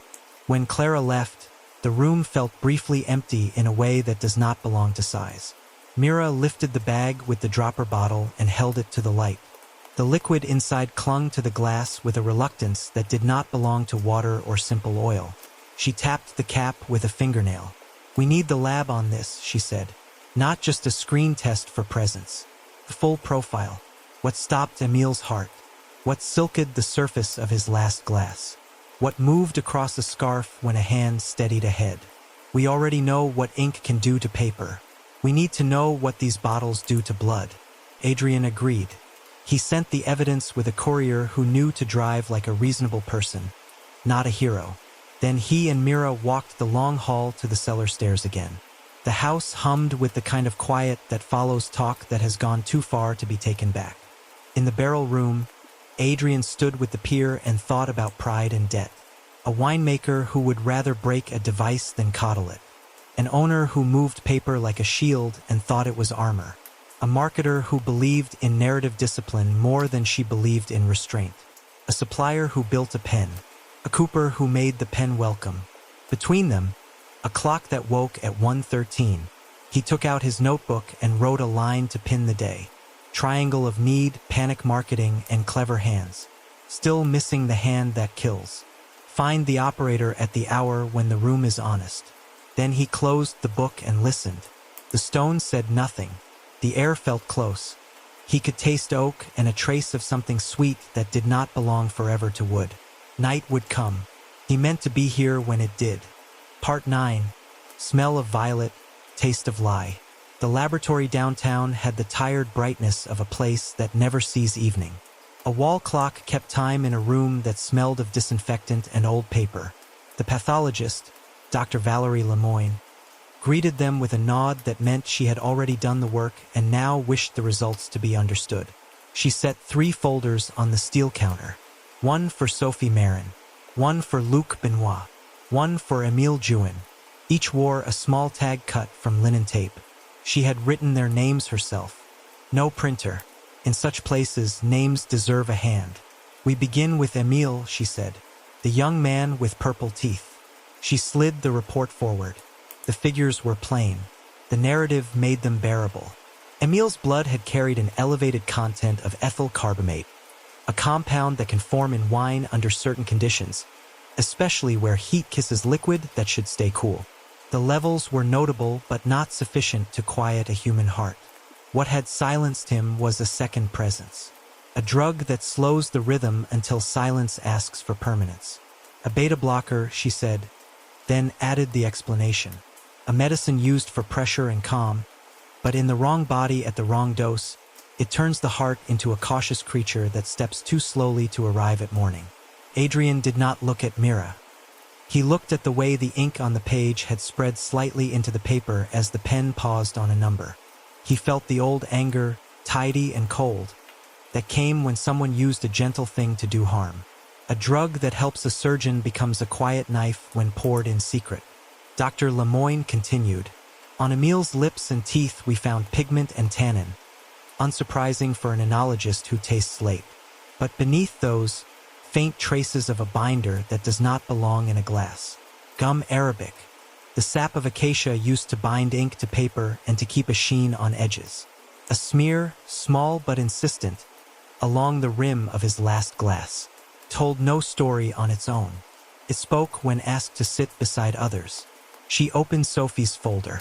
A scarf saturated with blood had left the lab with numbers even after the liquid had been coaxed out and catalogued. Under certain lights, a frost of particles showed that do not belong to cotton's usual obedience. Oak gall ink, she said. Iron salts and acid from the vegetable growths that swell on oak leaves where insects persuade a tree to make shelter. Old ink, favored by clerks who want permanence and by romantics who want history to rub off on their hands. A pattern of this ink lay on the scarf in a crescent near the cut. Not poured, transferred, as if a hand that had handled a cap or bottle had steadied a head before or after the blade did its work. Adrien remembered the bottle on Julian's shelf, the dark cap polished by use. He remembered Clara's stained finger where a pen had betrayed her. He remembered the faint sweet trace in the cellar that had not belonged entirely to oak. Dr. Lemoyne turned to Luc. Lungs heavy with water that had the temperature of a cellar trench. Cold air is not a smell, but it leaves a signature. The gases drawn into Luc's blood in his last minutes told of a place where breath fogs and lies close to the floor. He did not drown in a ditch under the open sky. He drowned first in a hollow where stone makes its own weather, then was dragged to the ramp and shown to the world as a clumsy accident. She tapped the final page of Luc's folder. Fibers from his jacket and shirt bore the same binder that had kissed Émile's glass and Sophie's scarf. Gum arabic. It clings to cloth more readily than oil alone. It does this kindly when someone is writing a label. It does it cruelly when someone rubs a hand along a sleeve after handling a bottle near a scratch device that prefers its points to slide. Adrien let the bridge build by itself. Gum Arabic on 3 victims. Ink at the cellar. Ink at the supplier. A lubricant bottle zip-tied to a carriage with a narrow needle tip, the kind that leaves a kiss on anything it touches.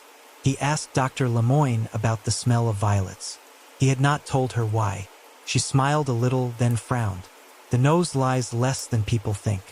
A faint violet note can ride with certain wines and with certain compounds used in adhesives and, strangely, with certain beta blockers when crushed or spilled. She lifted a flask and held it to her own nose, then waved it away. Do not chase poetry here, detective. But I will not deny that a person who works among oak and solvents might carry such a ghost on their clothes. When they stepped back into the corridor, the light felt too clean. Mira leaned against the wall and closed her eyes for a breath. Then she said what he had not yet spoken. One hand brought a schedule to life. The same hand or a friend's hand brought ink and binder into rooms where they did not belong. The killings were not noisy. They were organized around quiet.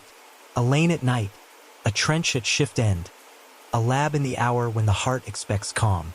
Adrien nodded. And a cellar that pretends to write so that everyone tells themselves a story and looks at stone while a person moves in shadow. They drove back to the estate while the afternoon paled toward the hour that makes mistakes seem graceful. Adrien asked to walk the route from the lab to the small staff kitchen. The tile kept their footfalls in a disciplined line. He stood at the sink where glasses were washed and saw, in the corner, a small tray with pens and a bottle with a black cap that had been left apart from the others. He did not touch it. He asked Mira to look at the waste bins again. Not for paper, for wipes, for cloths with a faint stain that would not shout. They found 2 in a bin under the stairs. Gray rags used for polishing glassware. Each held a small crescent where something had dried and left a film. He bagged them and wrote on the label with his neatest hand. Kitchen rags from stair bin. Faint resinous film. The house made a hush as people pulled into themselves after a day of questions. In the cellar, the pier looked less willing to play at letters without its device. The cloth beneath held only a few grains of dust now. Adrien stood with it and let his eyes adjust until the pale gleam of the stone lost its seduction. If you wanted to dose a glass without leaving a powder, he thought, you would choose a liquid that slips among tannins without calling a name. A beta blocker in a solution that does not resent wine. If you wanted to make sure a scarf received an old stain to deep sink a suggestion, you would reach for ink that belongs to oak by tradition. If you wanted to explain why a suit and a shirt carried the same faint binder, you would think about a person who tends a little bottle every night to keep a stylus smooth. He asked to see the place where the lubricant had been stored. In a narrow cupboard beside the racks, next to bottles of paraffin and solvent for cleaning pumps, sat a smaller bottle with a needle tip like the one on the device. The label had peeled away. His gloved fingers felt a film at the seam of the cap. It held the same stubbornness as the rags from the stair bin. He bagged it and wrote again. Cupboard near rack. Needle bottle. Sticky seam. Mira had been quiet. Now she spoke. Emil's notebook listed a scheduled tasting the night he died. 2 glasses, no guests, a comparative check on the grand selection blend and the control. He was alone. If someone came to consult, they could have offered to pour, the way kindness puts itself between a man and his fatigue. A dropper does not look like a weapon in a wine room. They stood in the lab and let the room give them its small truths. The stool tucked precisely under the bench. The note that read, "We need to," resting under a blotter as if it could wait there safely. The drying rack with the glass that had already told its last secret. Adrien opened the window a crack and let the colder air draft through. He did not like to think of where Luke had breathed last, but he needed the feel of that temperature on his skin to keep the line straight in his mind. He imagined a struggle near the trench. A hand that knew how to guide a barrel also knew how to push one. The scrape on the ramp's lip matched a roll followed by a correction. A tug. A tidy display. He closed the window and turned back to the house. On the stairs he paused where shadows pooled. The air held the faintest ghost of something sweet beneath the damp. Violet. It could be his own mind fitting a pattern. It could be the house's age making perfume of dust and varnish. He did not trust either thought. He wrote one word in his notebook anyway: Violet. Then he added the sober line that makes a detective's book worth more than rumor. Correlate to solvent list, medication stocks, staff pharmacy, and cabinet contents. Facts first. By dusk, the estate wore caution like a second roof. Staff walked in pairs. Locks made their opinions known. Adrien told Mira what came next in a tone that did not invite the quiet to argue. We assemble the chain. Ink on a scarf from a hand that loves old bottles. Binder in a glass from a bottle that tends a stylus. Cold air in lungs from a drowning begun under stone. A drug that slows a heart in a room where the culprit knows the pulse of the cellar better than their own. The schedule will wake again if the operator thinks the device survived our visit, and if fear still buys them an hour. Mira nodded. Then we take that hour back. Night arrived the way it always does, and with it the sense that the walls could lean closer if asked politely. Adrien looked at the pier one last time and then at the rack where empty space marked the absence of the rail. The cellar would not scratch tonight unless someone taught it a new trick. He intended to let the operator try because men who love timing rarely abandon clocks. He checked his phone for the signal from the watermark rig he had tucked into the circuitry that remained. If a hand tried to wake the ghost, the stone would carry a new pattern so small only a microscope would laugh. The hour he had written on the board upstairs was near. He and Mira took their positions where the floor remembered their weight and waited for the sound under the sound. Part 10, the fourth name begins. The night came with a slow cold that made the stone feel younger. Adrien and Mira took the long way down to the barrel room so their footsteps would not lay a pattern someone upstairs could count. They did not speak. Even a whisper adds weight to a room that listens. The pier held its pale face to the dark. The cloth square beneath it sat like a patient trap for dust. In the rack, the gap where the rail had been looked like a pulled tooth. Adrien had left a sliver of circuitry tucked into the wiring paths that remained. A harmless fragment whose only purpose was to carry a hidden mark onto any new scratch. A watermark, he had told Mira, then named it properly so the language stayed honest. A microscopic crosshatch that would embed in the first fraction of a line the moment a point touched stone. They set 2 small cameras in the corners, not to catch a face head-on, but to see the shape of a body moving through the narrow spill of light near the arch. He checked his phone. A quiet green dot watched a timer. If anything woke the ghost, the dot would pulse and the phone would whisper. 1 in the morning passed in inches. The cellar breathed. The barrel staves spoke to themselves in small, careful releases of tension. The air thickened until it had the weight of damp leather. Somewhere above, a clock marked time for sleepers who would never know the hour it cared about. Adrien counted and then stopped counting because numbers can turn into a superstition if you let them. At 6 minutes past 1, his phone shivered. A single pulse. He breathed out through his nose. Myra's eyes were already on him. She had felt the change in the room before his pocket told him. A motor did not hum. The gap in the rack did not grow teeth again. But the stone showed the smallest shiver of dust as if it had sighed. A figure moved in the side passage, a ghost that had chosen to be a person. The man wore a dark jacket that did not shine and a cap pulled low for practicality rather than drama. He sidestepped into the narrow space beside the pier with the ease of someone who had measured that space before. In his hand was a tablet, the older kind, wrapped in brown paper. In his other hand, a small dropper bottle. Adrien saw the slope of the shoulders and the angle of the jaw. He had seen both in daylight, framed by anger and argument. Antoine Favre knelt by the rack and reached through the upright where the plug slot still hid in plain wood. He did not flinch when he did not find the rail, only the ghost of wiring. He lifted the tablet slightly, as if to show it to the wall for luck, then tucked it close again. He brought his head near the stone and watched the pier as if the surface could tell him when to begin. His breath made a faint milk in the light. He reached out and touched the face of the pier with 2 fingers, below and left of the earlier marks, and drew an invisible line to measure his start. Then he brought the bottle close. He did not uncap it. He only checked the nozzle with his thumb and pocketed it again with the habit of a man who has repeated a sequence until his hands obey without thought. Adrien stepped from the shadow with the deliberate slowness of a person carrying something fragile. Sound behaves badly in such rooms. Sudden motion makes it shout. He did not want to shout. He wanted the quiet to admit what it had just seen. "Antoine," he said. The winemaker did not start. He froze where he was, knelt as if in prayer, one hand on stone, the other settling the tablet against his thigh. He looked up by degrees. His face was calm, as if the room had asked him a question and he was willing to let it finish. "You are under arrest," Adrien said, "for the murders of Sophie Marin, Luc Benoit, and Émile Juin, for fraud, for tampering with evidence, for staging a superstition to frighten a house while you did more brutal work." Antoine stood slowly. He slipped the bottle from his pocket and set it on the runner.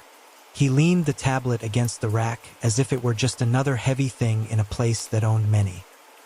He did not lift his hands until Adrien told him to, and then he raised them to shoulder height with a small shrug that said he had expected this moment on a night very much like this one.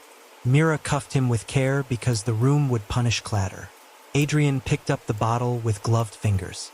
The rim of the cap held a tacky seam, the same kind of film they had found on the cupboard bottle and on the rags under the stairs.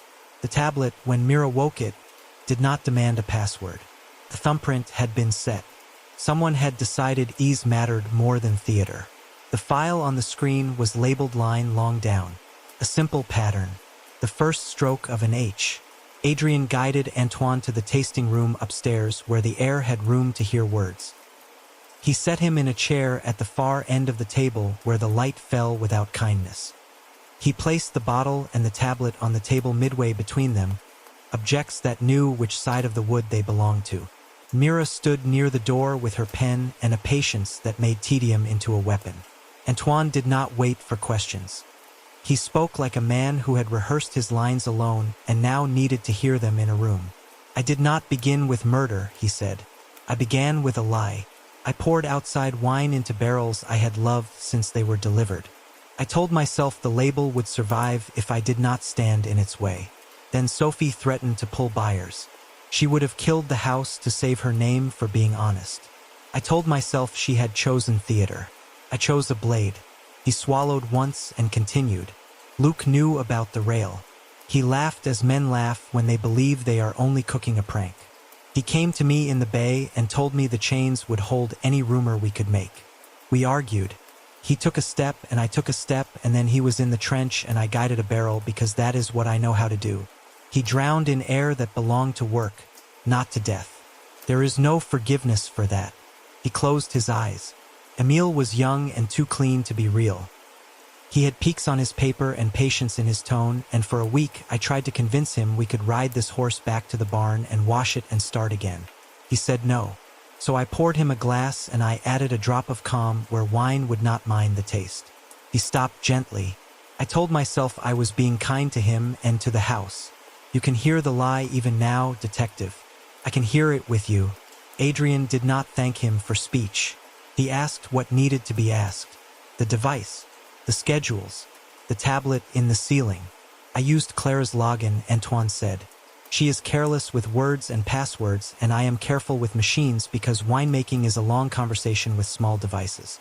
I asked Julien to build the arms. He called it a favor and asked for cash. He did not come at night. I did. The first time I drew 3 lines to see if anyone would look.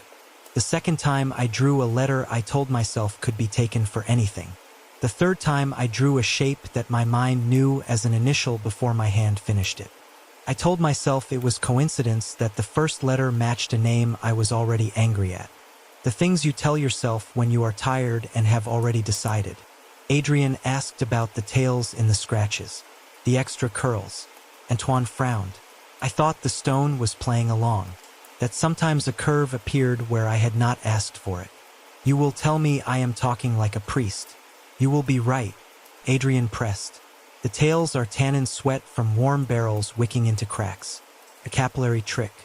The wood bleeds a little when the room warms, the liquid runs along a micro fissure, and the stone catches the line for its own. You wanted a ghost. Chemistry obliged you just enough to keep your courage." Antoine looked down at his hands. They were not trembling. that seemed to surprise him more than anything else in the room. "Why the bottle tonight?" Adrien asked. "Why the tablet and the long downstroke?" Antoine's mouth moved as if he were tasting and finding the wine corked. "Helene, the letter would begin with H. I told myself I would make a warning strong enough to drive her out for a week while I put the house back into a shape that could survive. I did not know what would happen after the letter. Perhaps I meant to frighten only. Then I brought the bottle because I have become a man who prepares for endings even when he pretends to plan a pause." The hallway outside was quiet. The house had learned to sleep lightly.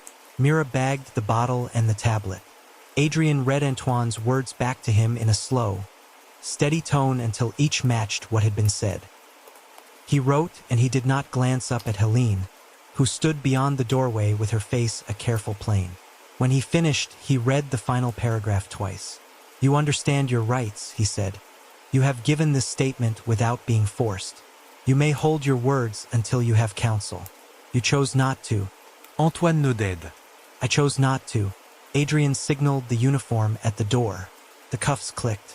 The man who had taught machines to scratch a wall and men to fear their own house left without looking at the room one last time. In the cellar, the pier kept its pale calm. Adrien took the cloth from beneath it and folded it like a flag. A few new grains of dust sat in the corner where the test mark had begun before Adrien stepped from the shadow. He would take those grains and show the crosshatch under glass. He would pin the attempt to the hour. He would fold the story back until the lines showed a schedule and not fate. He stood in the aisle with Mira for a moment longer. The room held the smell of oak and a whisper of something sweet that might once have been helpful. He did not forgive the room or the man who had used it. He did not forgive the way a cellar can be made to lie. Tomorrow the charges would find their names. Tonight the stone had given up its last letter before it began. Part 11, The Winemaker's Confession. Dawn arrived as a gray admission. The vines out the tasting room windows were colorless until the sun decided what they should be. Antoine Favre sat at the far end of the table, hands flat, eyes steady in a way that suggested exhaustion had finally made a treaty with pride. The recorder's red light stared. Myra's pen moved with the patience of a metronome. "We will go once more," Adrien said. "Not for drama, for clean edges." Antoine nodded. He spoke with the same dry clarity he used when explaining a stuck fermentation to a trainee. "Sophie first. She threatened to pull international buyers. I called her after dinner. I told her I had news about the blend if she would meet me by the East Lane. I meant to frighten her into silence. We argued. She reached for her phone. I took the scarf and pulled her close as if to hush her. The knife was fast. I had carried it to cut strapping at the loading bay. It was not supposed to be used there. That sentence means nothing now." He swallowed and went on. "Luke next. He knew about the rail and the schedule. He laughed at the tricks and then stopped laughing when I said we would rebrand old staves to claim a finer bed for the new label. He was strong and honest. We fought by the trench. I guided a barrel, pinned him, and the cold took him. I told myself I would confess when we fixed the wine. That lie lasted 2 days. Emile last.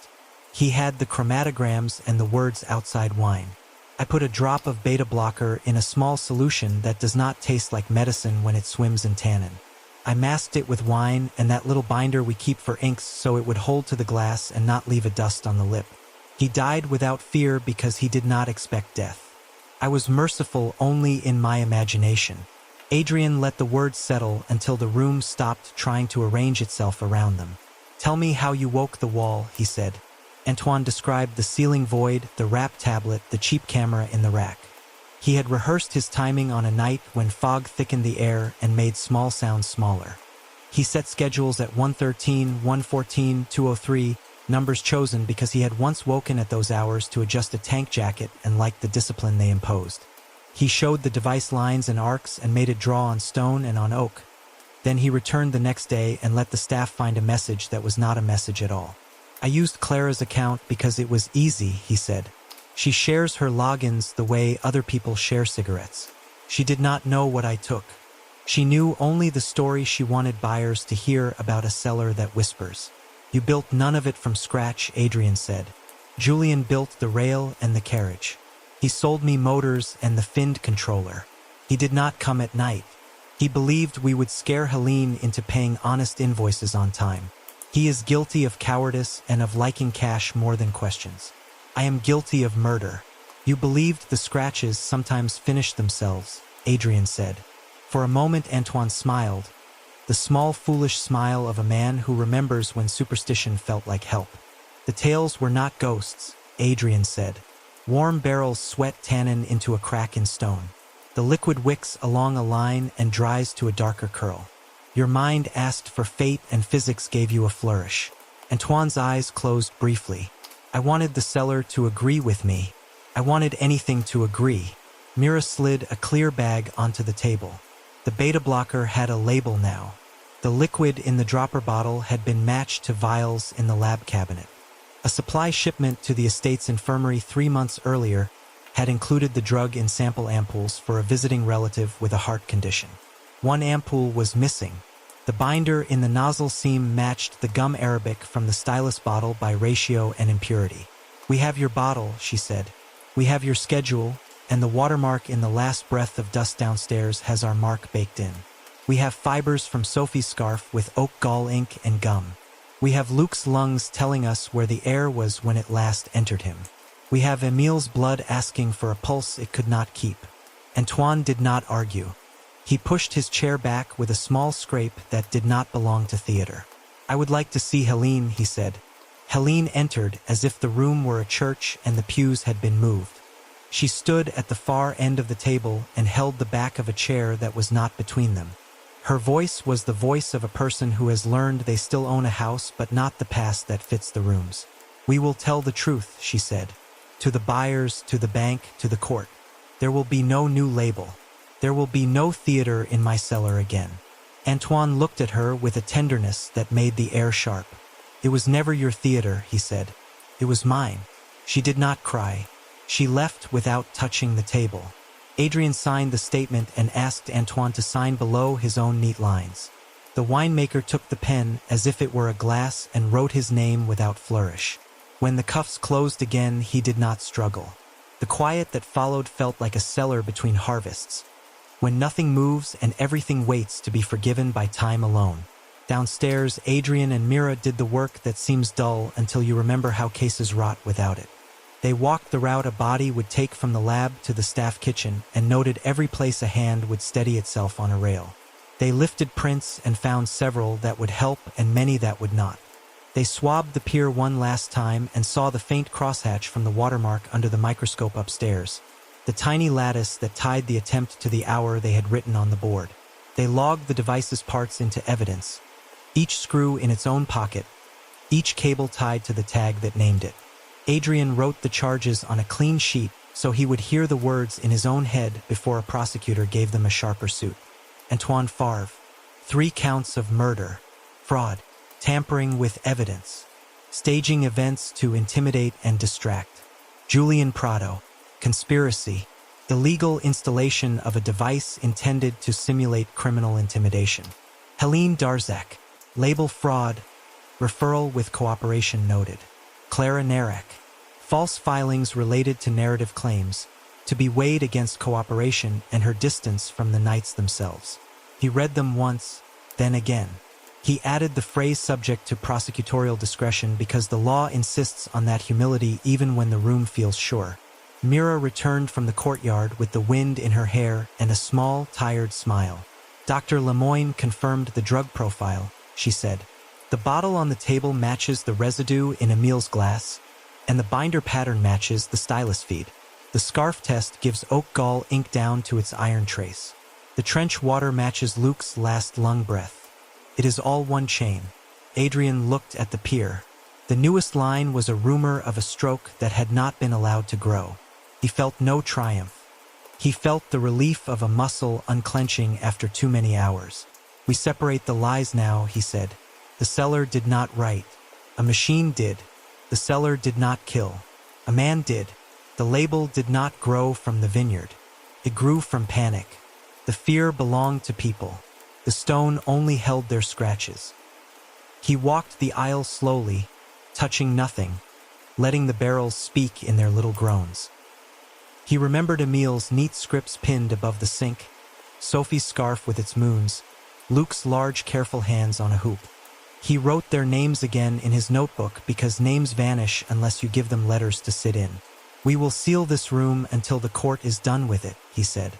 "After that, it will be wood and limestone again. No more omens. No more stories we do not deserve." Mira leaned on the post and watched the dust motes tie tiny knots in the light. "People will still whisper," she said. "They will tell each other the wall wrote. They will tell each other a winemaker read the future and then helped it arrive." "Let them whisper," Adrien said. "Our work is to leave the truth within reach so that a person who prefers it can find it." He closed his notebook on the words and slipped it into his pocket where paper warms against the body and loses its stiffness. He felt very tired and very awake. He felt the strange peace that comes when a pattern yields and there is nothing left for the room to do but rest. Upstairs, the house was beginning to sound like noon again. Glasses moved. Doors opened and shut without asking permission from silence.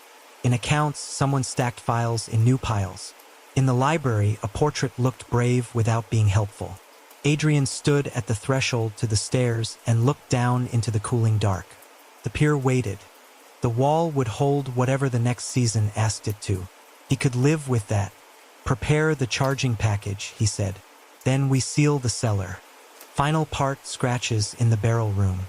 By afternoon, the estate had the weary brightness of a stage after the curtain call. Workers spoke in low voices because volume felt like disrespect. The tasting room glassware shone as if nothing could stick to it ever again. In the conference room, paper did what paper always does when people are trying to be brave. It allowed them to stack it. The charging packet lay open under a neat square of light. Adrien read it aloud once more, not for effect but so that the words had to stand up to air. Antoine Favre, 3 counts of murder, fraud, evidence tampering, staging a device to simulate criminal intimidation. Julien Prado, conspiracy and illegal installation of a concealed mechanical apparatus. Helene Darzac, label fraud and false commercial claims, cooperation noted and referred. Clara Narak, supporting false filings and narrative misrepresentation, cooperation noted and referred. The list was clean. It would grow teeth when it left this table and entered a room with a judge. Downstairs, the cellar waited the way old rooms do when they know history is close. Mira logged the last exhibits. The rail and carriage sat in separate sealed cases. The motor, controller, and sensor were tagged with numbers that would outlive the mood of this season. The needle bottle, the cheap lens, the tablet from the ceiling, the rags from the stair bin, the scarf, the glass, the chromatography strips, all of it arranged by a patience that looked like calm and was not. Toolmark photographs lined one trestle. A trained eye could follow the ring of tiny facets on a tungsten carbide tip and see the same signature on the limestone pier and on the scarred oak stave. The crosshatch watermark had been printed and pinned above the images, a small grid that tied 1 minute to 1 breath to 1 name. The schedule pages from the tablet sat beside it, 3 times in a column. 113, 114, 203. Below, the laboratory reports rested like polite gravestones. Ethyl carbamate levels annotated, beta blocker content noted, gum Arabic traced, oak gall ink identified to its iron salts. Adrien signed the last chain of custody forms. He watched the pen move because pens know when a person is lying. He did not intend to let the pen feel that again today. When the courier took the sealed cases, he handed them over without ceremony. Ceremony had done enough harm here. A locksmith arrived with a bag that sounded like a pocket full of rain. He removed the old barrel room padlock and set a fresh one in its place. He did not ask about the pier or the device. He kept his head down and his tools honest. When he left, the room was quieter by a fraction that only people who had been listening for days could hear. It was time to make the cellar look like itself again. Mira wheeled in a scaffold and a brush with bristles soft enough to persuade stone without scarring it. She set a new cloth under the pier to catch what they were about to undo. Adrien climbed and stood face to face with the pale field where a rumor had taken lessons and convinced itself it was a language. He worked slowly. The brush lifted white dust that had wanted to stay. It gathered on the cloth in a curve, then a crescent, then nothing. The shallow grooves lost their brightness and fell back into the surface. He did not rub as if punishing a mark. He erased as if lifting a hand from a person who had had enough. When the cloth held a thin drift, he stopped. He stepped down and let the scaffold complain under his weight and then be still. Mira folded the cloth like a flag and slid it into an evidence bag. The pier looked like a pier again. A column of limestone in a barrel room. Not a page, not a podium, simply stone. They re-racked the barrels along the wall. The empty space where the rail had been became a shadow among ordinary shadows. New chalk numbers went onto heads with a hand that did not squeeze. Wedges were checked. Hoops were tapped. The room sounded like a workroom again. Wood answering wood. Small breaths in a place that stores patience by the ton. Helene came down the stairs and stopped on the last landing. She held the handrail as if it were the one polite lie she was permitted. She looked at the pier and then at the gap where the device had lived. She did not ask to see the sealed cases. She did not ask to read the charges again. She only asked what people ask when they have been listening to themselves too long. Will the cellar be ordinary? Adrien chose his words with the care he used for glass. It will be what you ask of it, he said. If you keep numbers honest and stories small, it will be wood and stone and cool air. If you let anyone treat fear like a tool again, it will wear that tool mark until a stranger tugs on it and the whole house remembers. She nodded. She told them she would speak to buyers that afternoon. She would tell them the truth in flat sentences without perfume. She would allow questions. There would be no early release for a label that had been born in panic. The old labels would hold. The vines would decide who they were by weather and work. Near evening, the place thinned to its bones. Staff went home to houses that smelled like ordinary dinners. Windows held square light for a while and then let the night take them back. Adrien and Mira walked the barrel room once more with their small lamps lowered to knee height so the beams would not pretend to be anything but tools. At the far end a drain ticked. At the near end a joinery seemed breathed like a living thing. Nothing asked to be believed. That felt like luxury. They stood together before the pier. The stone did not shine now. It wore its age without showing off. A seam ran through the face where two beds of limestone had met when the quarry was young. Curved a little. It would do that whether people saw it as a letter or not. On the second rack a barrel showed a dark blush at one stave. A knot near the chime had old stress in it, the kind that pulses when the day warms. A bead of wine pushed through a pore the size of a grain of dust. It formed clean and round and then surrendered its own weight and crawled. It found the seam in the limestone and drew a line so thin it might have been a hair. Adrien watched the line bend. The drop was not red in this light. It was a shadow of red. He felt the trick that human eyes play on themselves when fear has been recently entertained. The line could have been a stroke of a letter. It could have been the tail on a mark made by a boast. Could have been nothing at all. The thread of liquid thinned, divided, and dried back into the stone. The seam kept its seam. The pier kept its pier. The room waited the way rooms do when you do not ask them to perform. Mira put the cap on her pen. That feels like a final sentence, she said. Adrien exhaled and felt at last the deep ache that arrives when work is finished even if the news is not good. Case closed, he said. The story has ended. The cellar of Château Saint-Médard stands quiet now. Its walls no longer whisper. The barrels breathe the way oak should, slow, patient, and forgetful. Somewhere above those stones, vines stretch under a new season's light, unbothered by what humans made of them. But if you ever visit Bordeaux and step into a cool room that smells of limestone and oak, remember, silence can be an accomplice. The sound of dripping wine might be nothing more than gravity, or it might be the house clearing its throat before another story begins. Thank you for listening to Somnolent Conspiracies, where we chase the strange logic of fear and remind you that every shadow keeps its own record. If this story held you for a while, if it made you listen to the dark a little differently, then stay with us. Subscribe, ring the bell, and leave us your thoughts, because somewhere, another case is waiting to breathe. And as always, keep the lantern low and your mind awake.